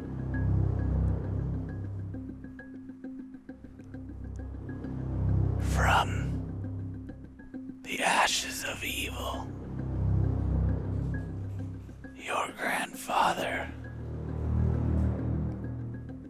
1941. Him and Minnie ripped their flesh from their own bones. 1940. They've all lived a lie. And they continue the lie. For this. As he says this, you see now that he had come from behind you, his body perfectly framing in the valley below the town of KOllOK, picturesque from this vantage point. But the dark clouds start to roll in.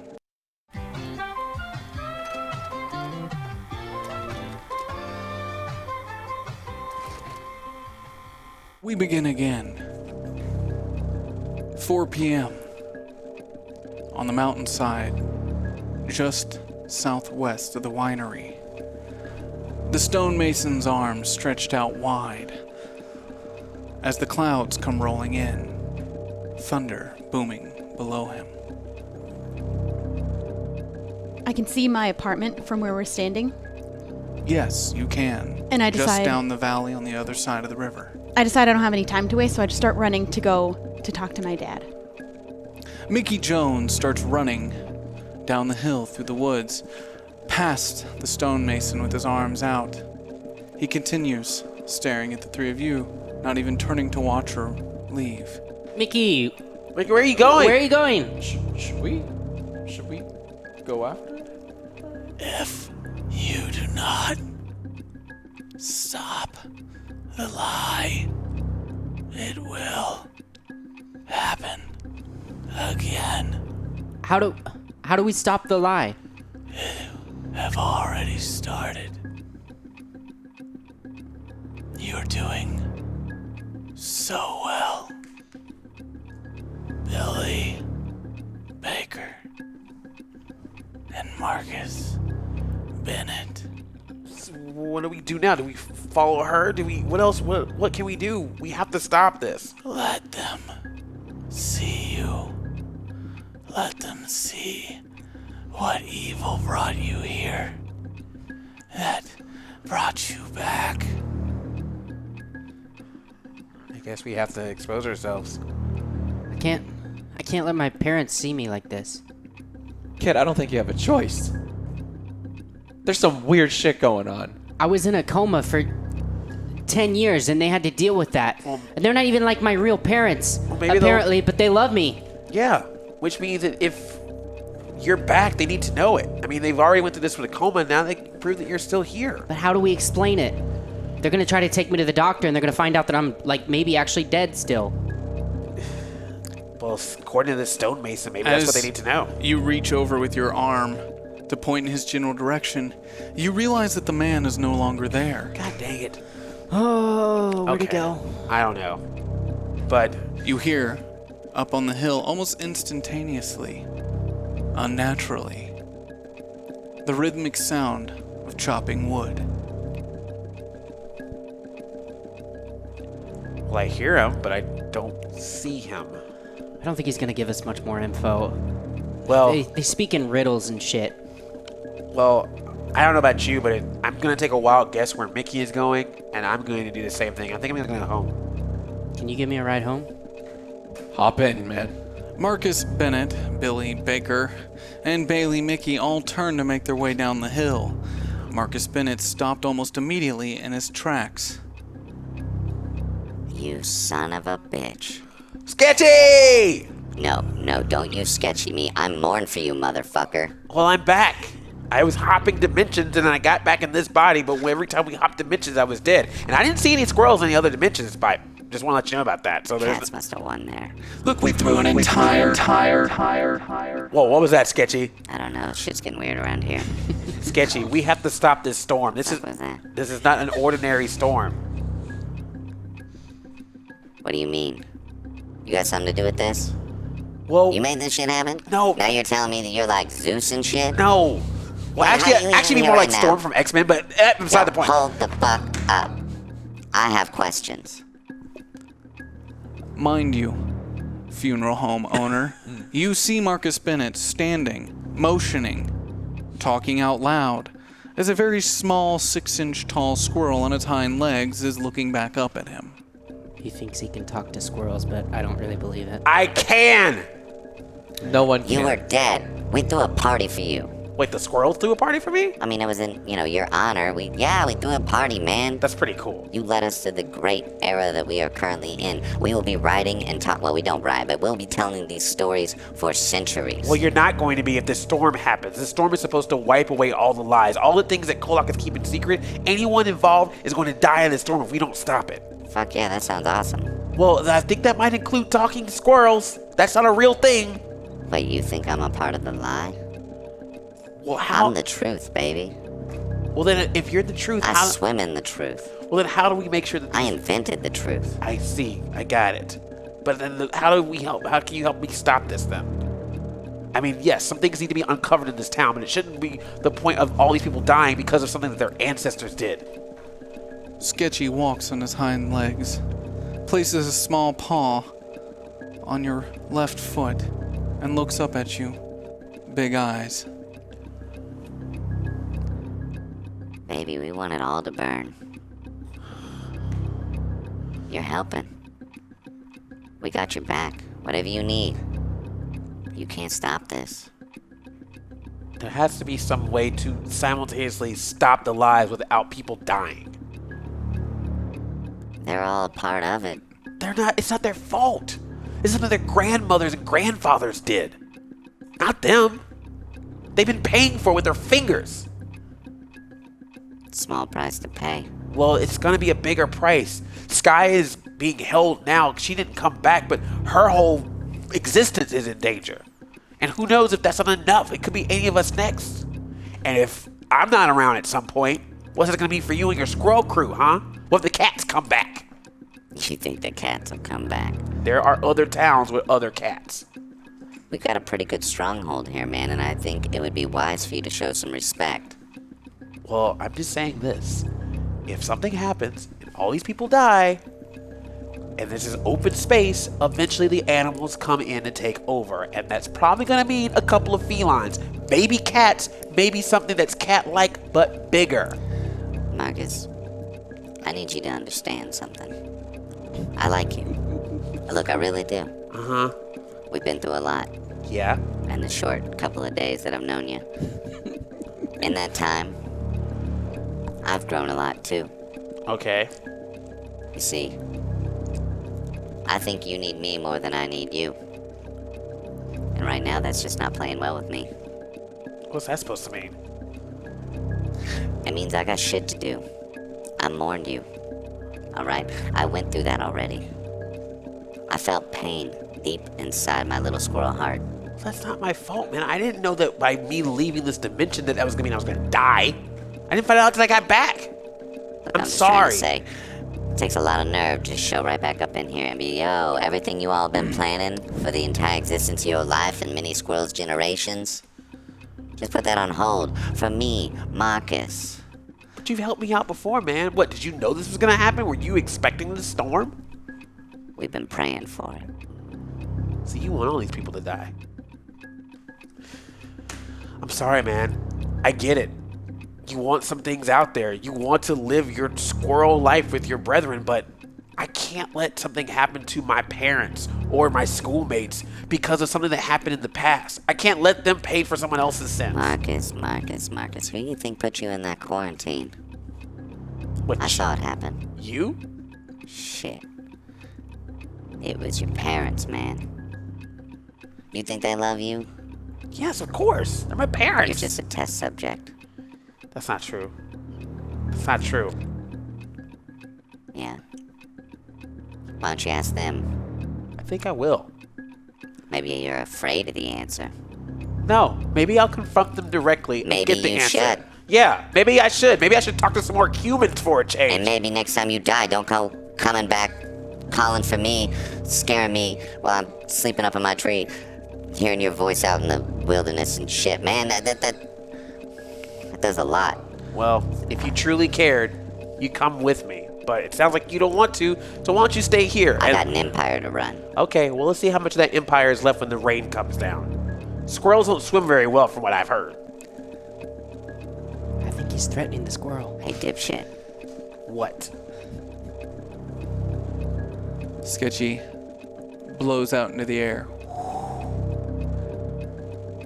As you see it turning into a misty fog, as you start to feel goosebumps on your arms, a chill starts to come into the valley.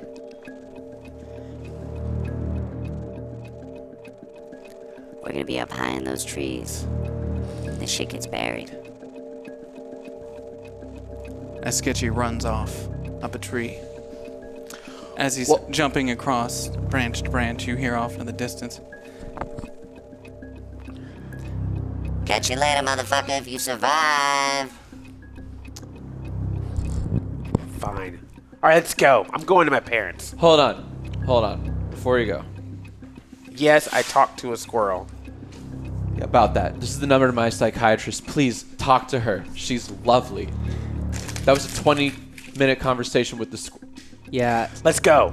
we usually That just was have to irresponsible. stand around and wait until he's done talking to the squirrel.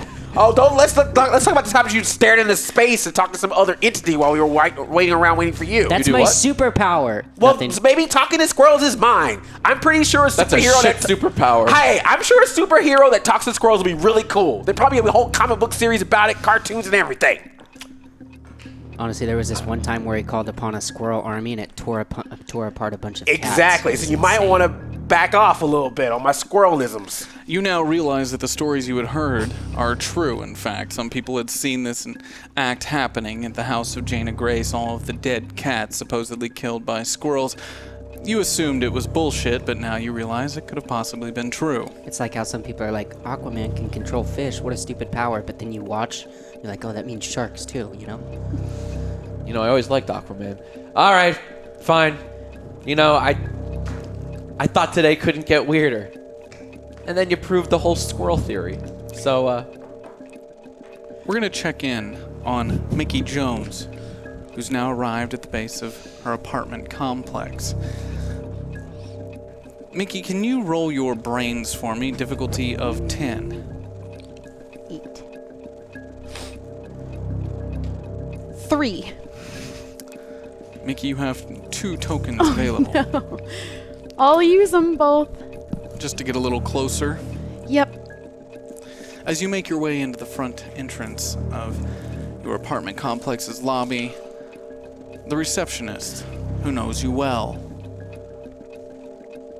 Holy fucking shit on a Sunday. It's for a play. It's just makeup for a... Oh, wait. I was dead. You're dressing up as a dead girl for a play? Yes. That is some next level It was method acting. That's disrespect. why everyone thought I was dead.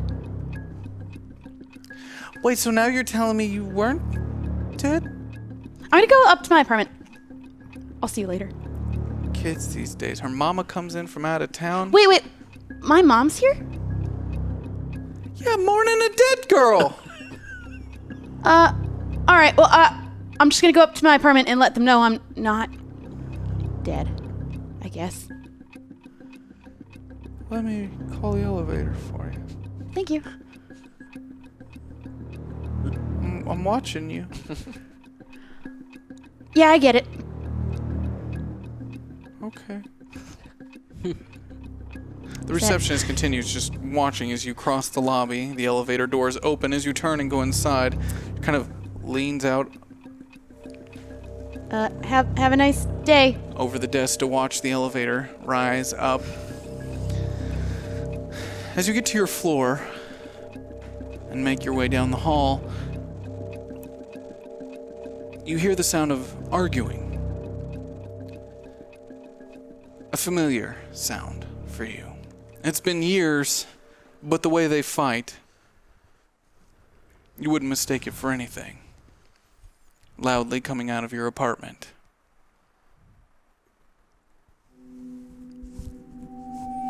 I'd go up to the door and sort of listen to what they're saying. Your mother blames your father. How were you out of school? Why wasn't she at home? The school mentioned there might have been some problems at home, that she had apparently been sleeping over at a friend's house. She's furious. You hear the sound of glass break. Your mother yells some obscenities and starts walking towards the front door. I go to hide behind where, like, it would open towards. Roll your brains, difficulty of 10. Oh, no. 3. Oh, Mickey. You pull yourself up against the back of that door as you kind of cross in, as the door slams open, hitting you directly in the face as you feel your nose break. But you realize something in this moment. You expect it to hurt. You expect it to hurt badly. But it doesn't.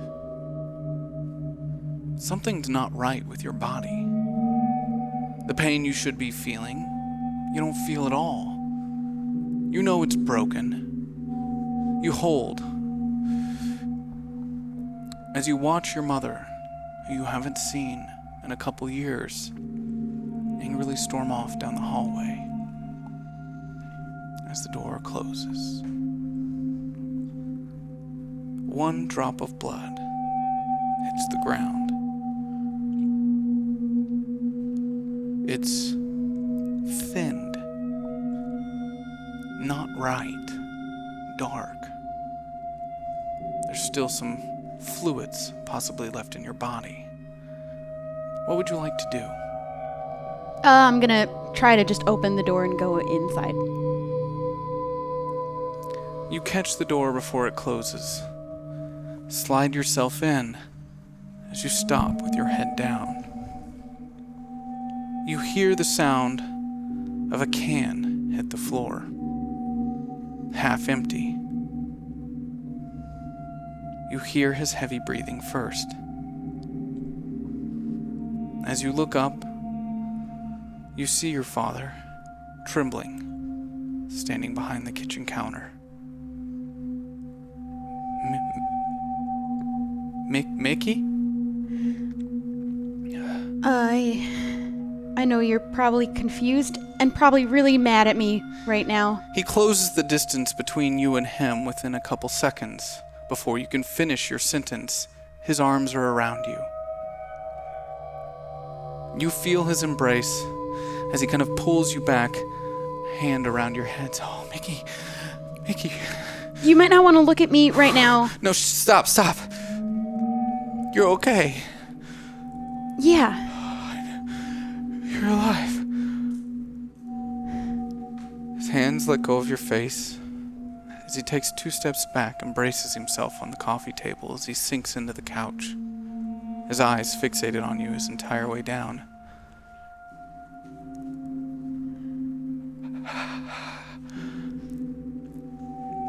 There's a lot that I should probably explain to you, and there's probably a lot that you need to explain to me too. You're not mad? About what? You're alive. I thought you were gone. I'm not. Not yet, anyway.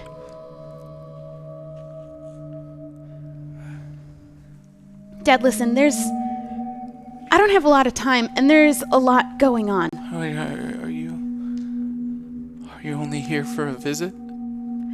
On your way? To where?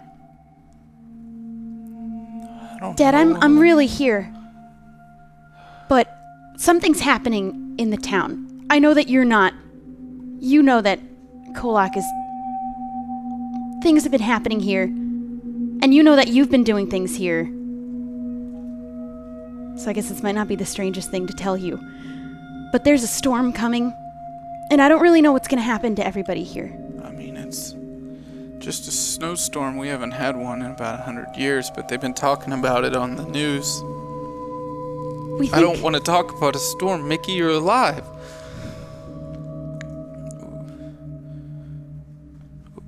What happened to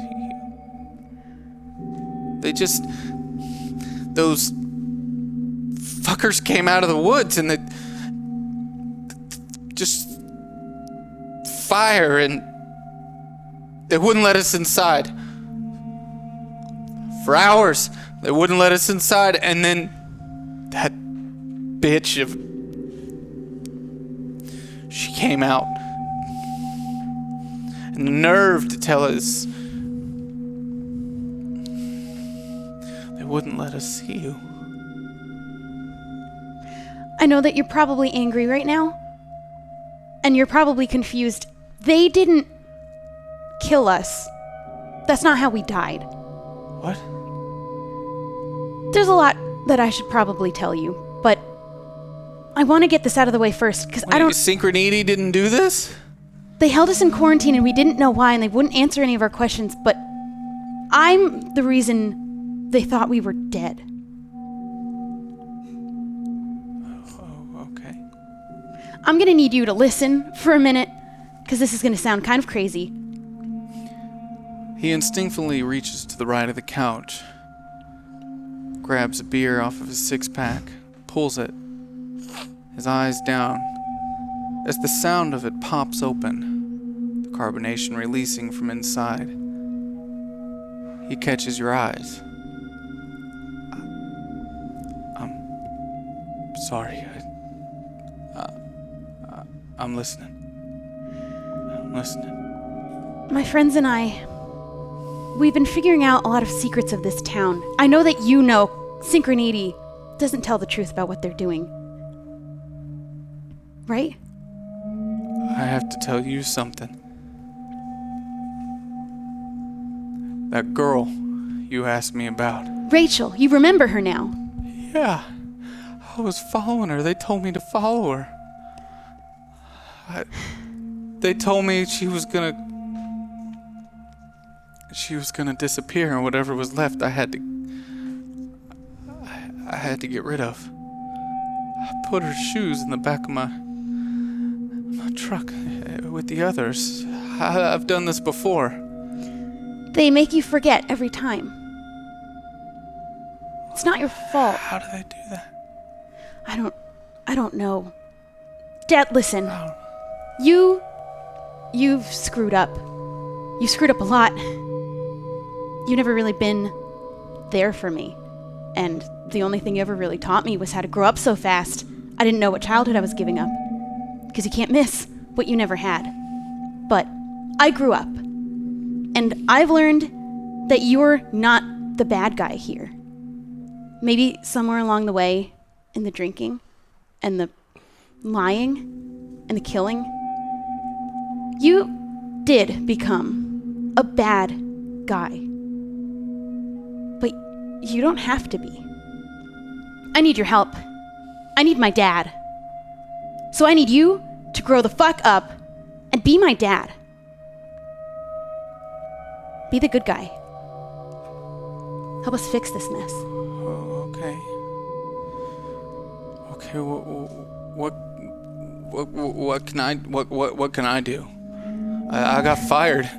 You got fired? Yeah, I got fired.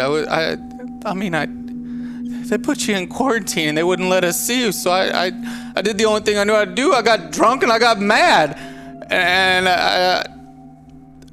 I guess I fired up a lot of other people too. They wouldn't let us see you, so what do you need me to do? Is there anything else that you remember, that you know about that place? About Synchroneity? Yeah. No, they don't let me in our stations even outside the building. They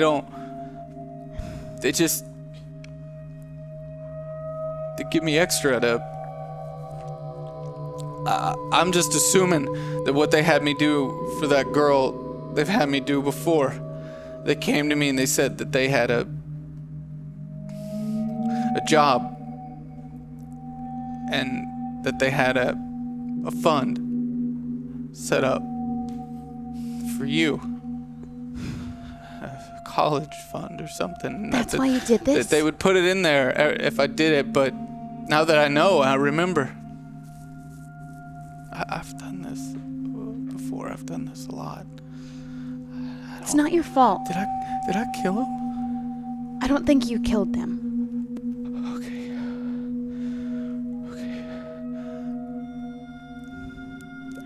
What about your friend? The guy who came here to get your things when you were in jail. Who? I don't remember his name. He came here to get your things. He pulled something out of the floor in your bedroom. Would he know anything? What was in my floor? Well, I don't know. He wouldn't let me see. Well, the fuck? Do you know where he would be? Maybe you can talk to him. I don't know who you're talking about. I didn't send anyone here. You didn't? No. Then how did he know what was in your room? I don't know what's in my room. I don't know. There's something under my floorboard. What the fuck are you talking about, Mickey?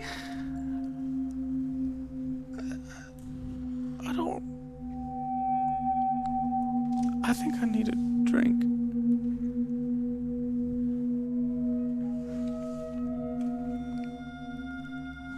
Why don't you grab another beer? Yeah.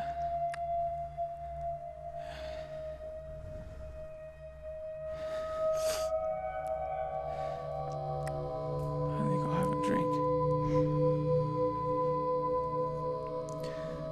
As your dad chugs the first one, he pauses for a moment, looks up at you. You see the immediate shame that he feels. He wishes he could handle everything that's in front of him, but he can't. He grabs another.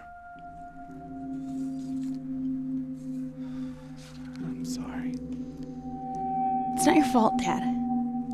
I just wanted to come here before whatever this storm does. I think that it's bigger than just a snowstorm. I guess you're probably right.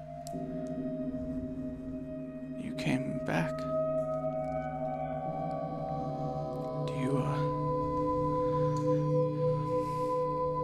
to take a shower or something? You look pretty rough. Listen, about that guy. He worked at Synchroneity in security with you.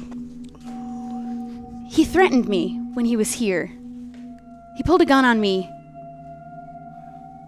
And he said that he worked with you.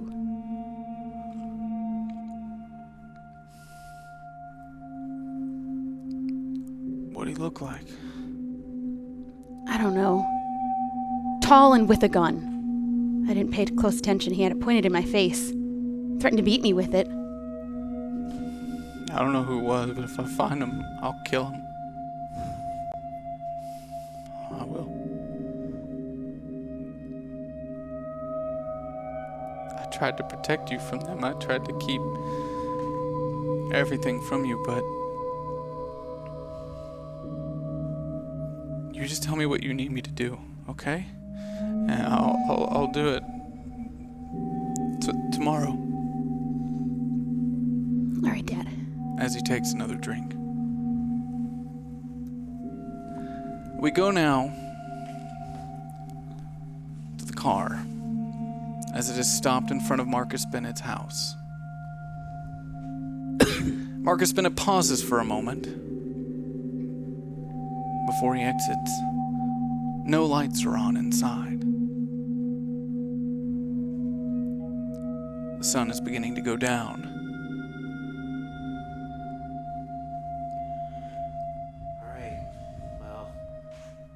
I'm gonna go in. I think I'm gonna check my dad's office here and see if maybe there's any information I can find. Whatever happened to us, I have this weird feeling that they might know something about it. Good luck. I think I'm gonna have him take me home. Alright. I should probably check in with my parents. Hey man, I don't understand what power you have, just like you don't understand my power talking to squirrels, but if there's any way that you or whatever Mickey has can get us out of this, and it has to be done, no matter the consequence, you may have to do it, man. Yeah. I'll think about it. Alright. Just if we end up in some other dimension, don't have a crush on my girlfriend there. I swear I won't. Alright, come on, boy. Let's get through this. Yeah. See you soon. Thanks, Bailey. Kid, I cannot wait to wake up from this drug-infused dream. This has been the weirdest fucking day of my life. I really wish it was a dream, man. Alright, I'm going in. So I get out of the car and head to the house. Bailey, Mickey, and Billy Baker begin making their way towards Billy Baker's house. Bailey, you may not be very good with people, but you do know dead people well enough to know that this corpse is quite nervous and shaken. Kid, you okay? Yeah. Just been thinking, like, why do you guys put makeup on? I mean, I know you said it's for the people that come to the funeral, but like, why dress up death like that? Like, we're dying, dead, decomposing. Why do people need to believe that we look that way? That we look like still there when we're not? Wouldn't it be easier to, like, rip off the Band-Aid? That's one way to put it. I'll tell you this. I fought in Nam, and I saw some shit that I cannot unsee. Sometimes a little Band-Aid helps. You know what I mean? Yeah, I've seen some pretty messed up stuff too, and I can't get it out of my head, so I guess that makes sense. But also, why don't we just close the casket? Why do we have to see anything at all? Sometimes we want to remember the best of people. That's why we dress them up. That's why we cake them with makeup in that casket. We don't want to see a corpse. We want to see a person. They want to see a person. It's not a lie. It's trying to recreate who they were. I'm gonna lean back in the chair. Just recline back and look up. Do I have any tokens? Billy Baker has 5 tokens available.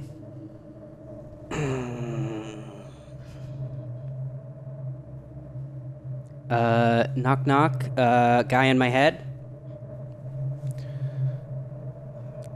Yes, Billy. I think I want to make a change. Billy. I think, Why are you asking for permission? I'm just a voice in your head. You can do whatever you want, Billy. okay. I'm gonna do it. I'm gonna make a change.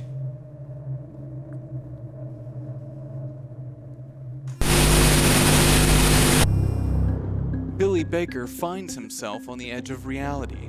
In good company, though, for he's in the company of himself. What the hell? What's going on? What is this?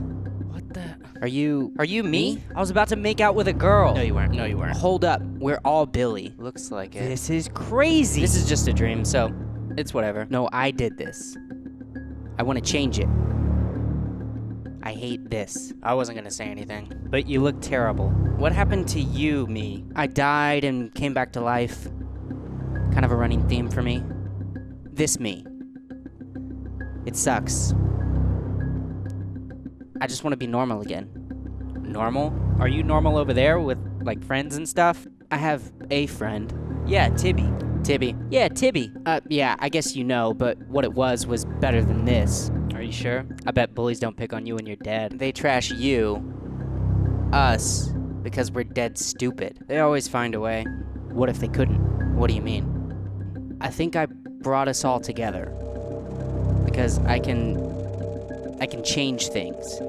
I made my friends, my other real friends, older kids, I made them remember Rachel. Who? She was awesome. She's dead, but I made them remember. I have powers. Bullshit. Seriously, I can make people see things. I can make their reality change. I can make this normal. I'd like to use my power to make everyone see us as normal, my friends and I, and to make myself a cool kid. No more coma boy. Billy Baker has 5 tokens available. Are you sure, Billy, that you want to do this? Yeah.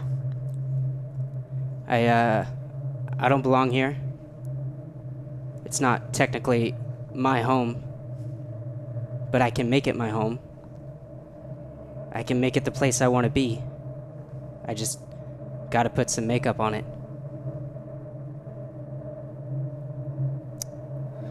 I will say, with only 5 tokens available. However this pans out, you'll have to stay with the result, okay? I'm gonna ask that you roll a d20.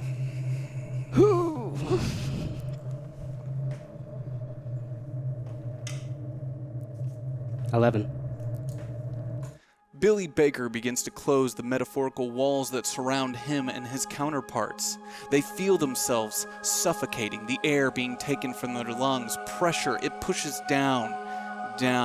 Billy Baker rewrites his own history, or at least how it would be perceived. This is in fact a lie, but a successful one.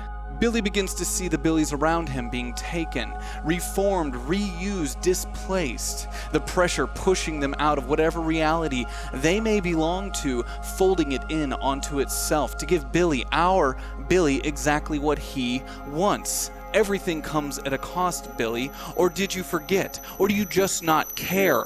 Whatever is good for you, what's going on? Billy, but only our Not like this. Billy. I take it back. I want to take it back. It's too late, Billy Baker. The choice has been made.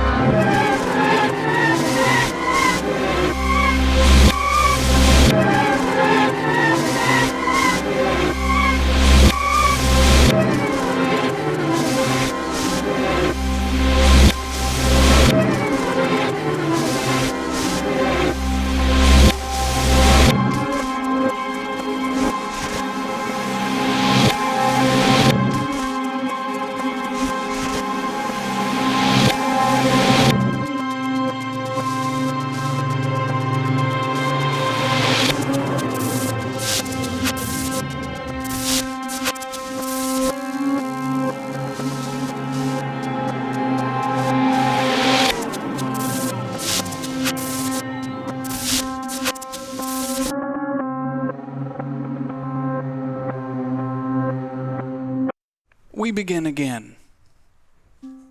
8 p.m., March 8th, 1991. Billy Baker. Your eyes open to a blue sky. It's late evening. This mid-March, the sun should be setting soon.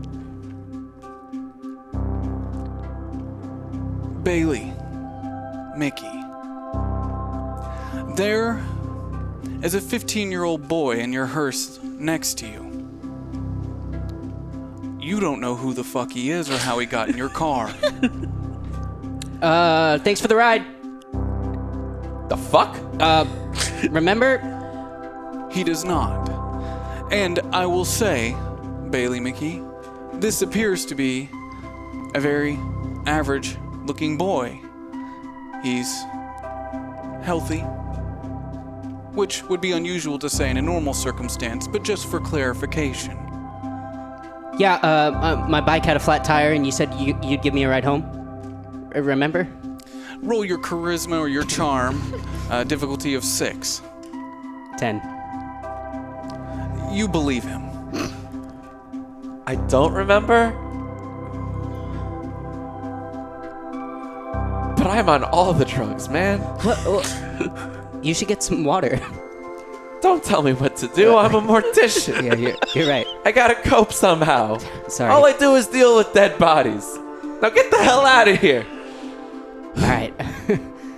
Billy Baker exits the hearse. It worked.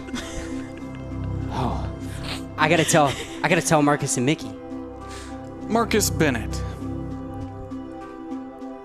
You walk up to the front of your house. Before you go to turn the knob, you stop.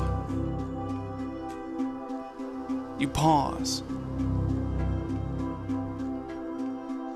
Time appears to move by rather quickly, or maybe it's just that you're moving quite slowly. As the clouds part, the sun in its final hours peering in to this beautiful valley. The door opens for you. Marcus, what are you wearing? Coma Boy did it. Who's Coma Boy? Oh. Your mother asks. Oh, I'm sorry. Hi, Mom. Yes, Marcus? Trick question. You weren't planning on going to any funerals anytime soon, were you? Why would I be going to a funeral, Marcus? Coma Boy did it!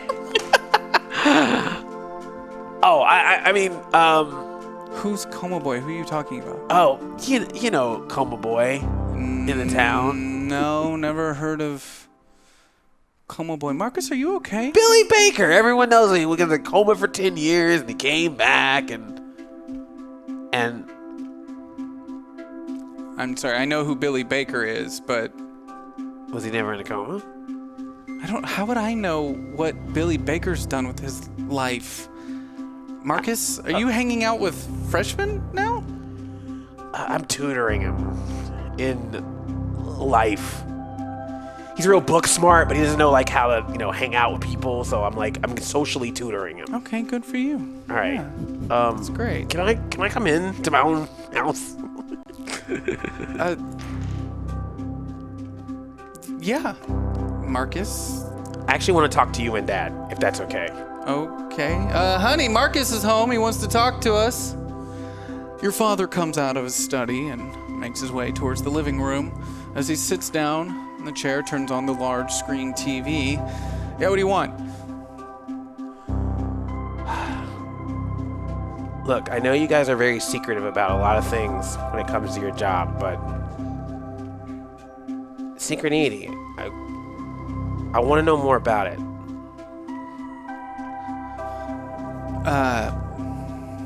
He shares a glance with your mother. She sits down next to him. Marcus, what's this all about? I was just thinking that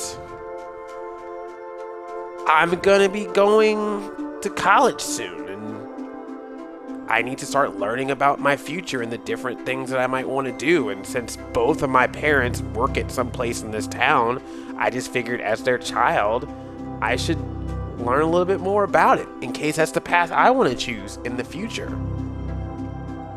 Okay, well, I mean, tomorrow you can come into the office. Oh wait, you have school on Monday.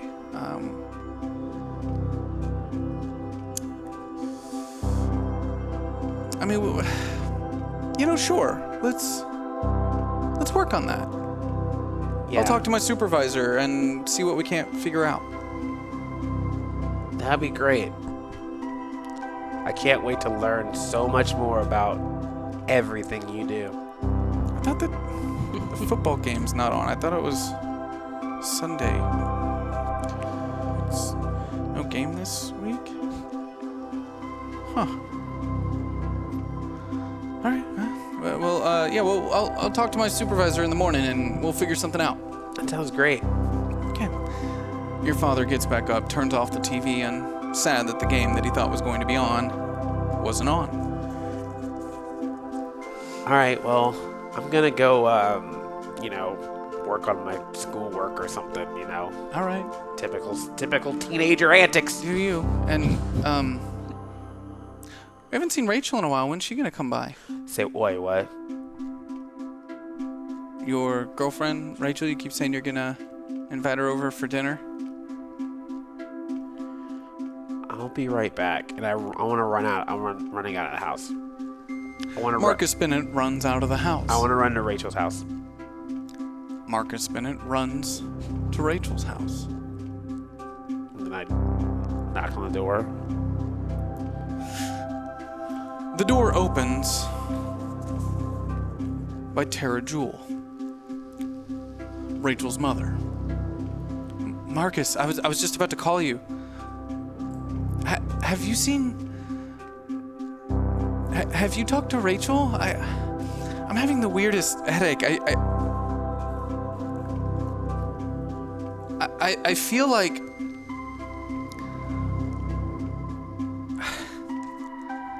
Have you talked to Rachel? I was actually coming over to see her. I got word that she might be here. And I mean really here. If you know what I mean. Well, She don't. should be here. She should be. Lenny's not here either. Maybe, I wonder if she's with Sky. You know her friend Sky, right? Yeah, I do. Okay. How does it... If you talk to Sky, maybe ask her. I tried calling her house, but her parents said they hadn't seen Sky either. Can I use your phone? Of course. I'm gonna go in. I want to call Billy. Billy Baker. You're walking up to the front of your house. You hear the phone ringing inside.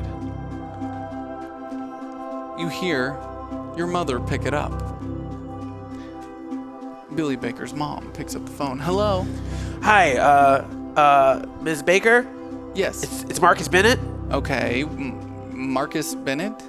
Yes. Are you selling something for a fundraiser? Or... No. I know Billy Baker. I want to speak with him. Oh, of course you do. He's hanging out with seniors now, isn't he? Yeah. I'm socially tutoring him. Really? Yeah, he's your son. You know what's up. He needs some help with the life stuff. Like, I'm helping him. Why would he need help with life stuff? Because he's good with books, but he's not good with communicating and socializing and that sort of thing. So I'm kind of helping him I've heard a lot out. of things about Billy in my time, but I've never heard that. What? What, is he like cool or something now? I'm confused. Would you like to talk to Billy? I would, actually. Did I overhear any of that? You've just heard your mom on the phone as you just kind of walk through the front door, and your mom without pause, Billy, I think the phone's for you. Hey, Marcus. What did you do? I took your advice. Yeah.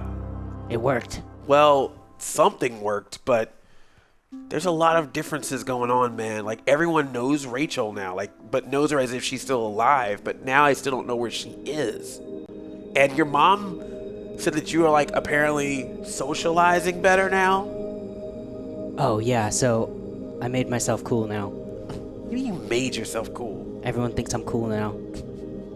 Wait, Billy, are we in some kind of No, it's... twist dimension that you've made up? So my degree of success was that people forgot some days, yes?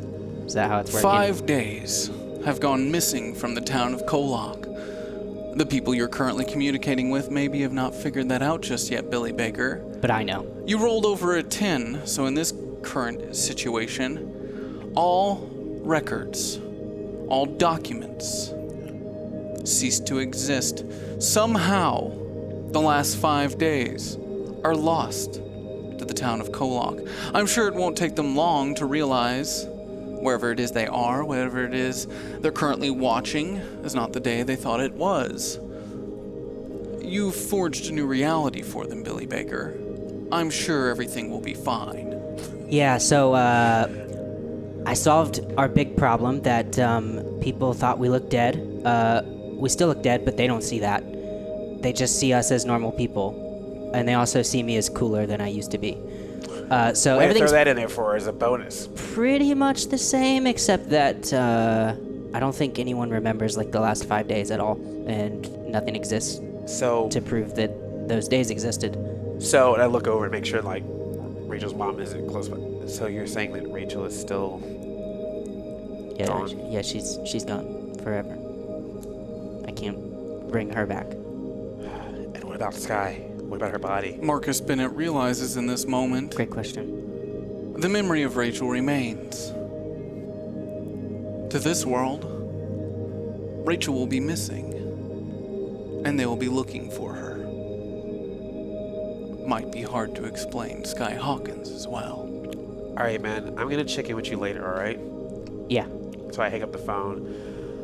Mrs. Jewel, you're probably right. She's probably hanging out with Sky. They're probably doing like cheerleading or whatever, makeup, playing Mall Madness. Who knows? Kind of weird for her to take Lenny along.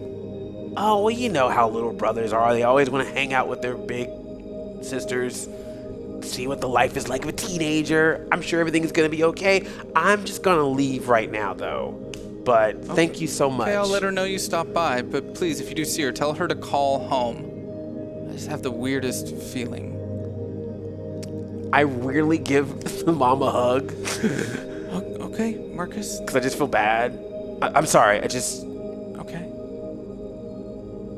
Rachel obviously just cares about you a lot, and we obviously care about her. Just want to tell you that. Okay. Thank you, Marcus. You're a sweet boy. I just walk out. Mickey Jones. For a moment, you're not sure if it's the alcohol or something else. But your father's looking at you differently now. He looks at the world a little differently now. It takes him a moment as he scans his surroundings. It's not unusual to find himself in the situation he's currently in. But he's looking at you differently. And that's when you see, through the window outside, the storm is gone. The sky is clear, a bright blue.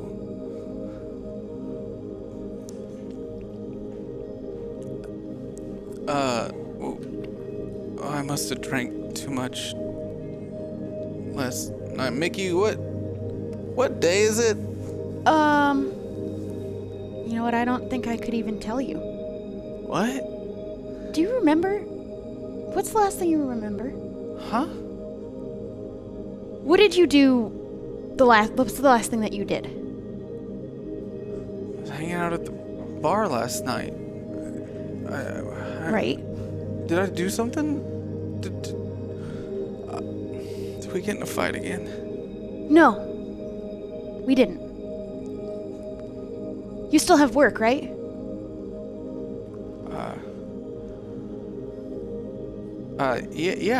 Yeah, shit. If I was at the bar last night, I gotta go. I gotta go. Shit. Your father runs around the apartment, grabs a couple things. You notice that he grabs a pair of binoculars and a camera with a long lens on it. Something that in the past, in his job of security, you didn't take too much notice of, but given the information that you have now,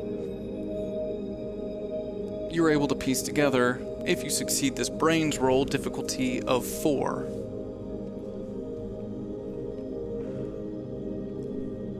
Oh, that's exploding. Okay, that's 12. 12. He believes that needs to be following Rachel. Because he believes Rachel is not gone yet. He is for sure missing some days. I gotta go to work. I'll be home late tonight. Don't wait up. Yeah. All right. I'll be here. Dad, take care of yourself. Okay, Mickey. There's fish sticks in the freezer. I can feed myself. All right. Thanks, Dad. Bailey Mickey. Quite confused, you pull into the funeral home parking lot. Make your way inside. Unable to really piece together anything about the last couple hours. And as you sit at your desk and you look at the calendar with the torn off tabs, it's Friday, March 8th. You could have swore it was Sunday. Huh. You begin looking through the papers on your desk. They're blank. Just a stack of blank pages. As you get up from your desk and head into the morgue,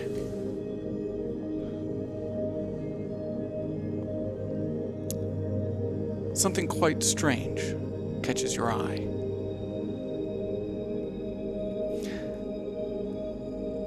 The pump for the cooler is moving. A lot, actually. As you kind of make your way down, you can feel a couple of these are on. As you pull open one, you reveal a high school girl. A toe tag reads the name Sky Hawkins. It's in your handwriting.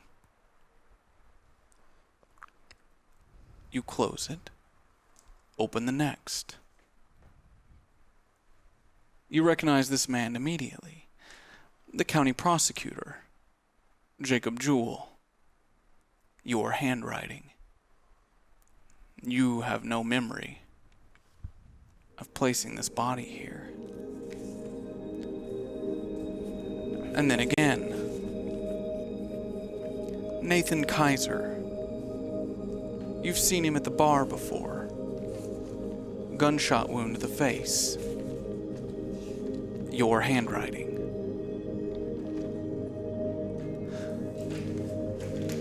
More surprisingly, as you turn, you also see one pulled out. There was a body in it. You don't remember removing it. And 4 operating tables, you only owned 1. Why would you need 4?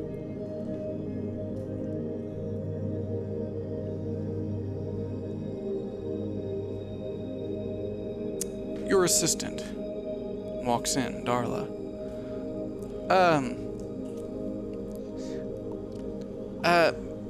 Mr. Mickey? Why do we have all these tables here? I was hoping you would tell me, Darla. Did you not do these?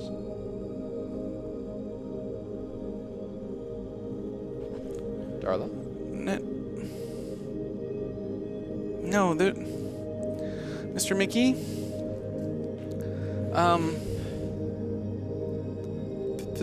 There's someone in the casket and the waiting room. I thought you should know.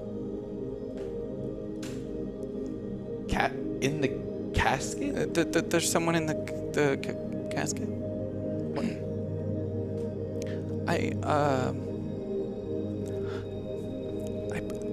I believe it's Jaina Grace. It looks like our work. I don't remember. I don't remember doing it. Darla. She has scars up her arms.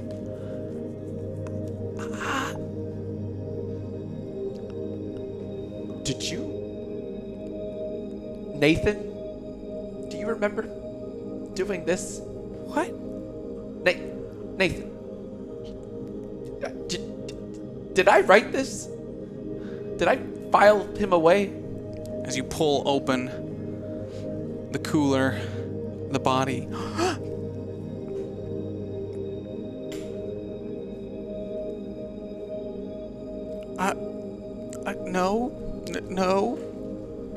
No. Darla, what the fuck is going on? How the fuck am I supposed to know? It's your damn building.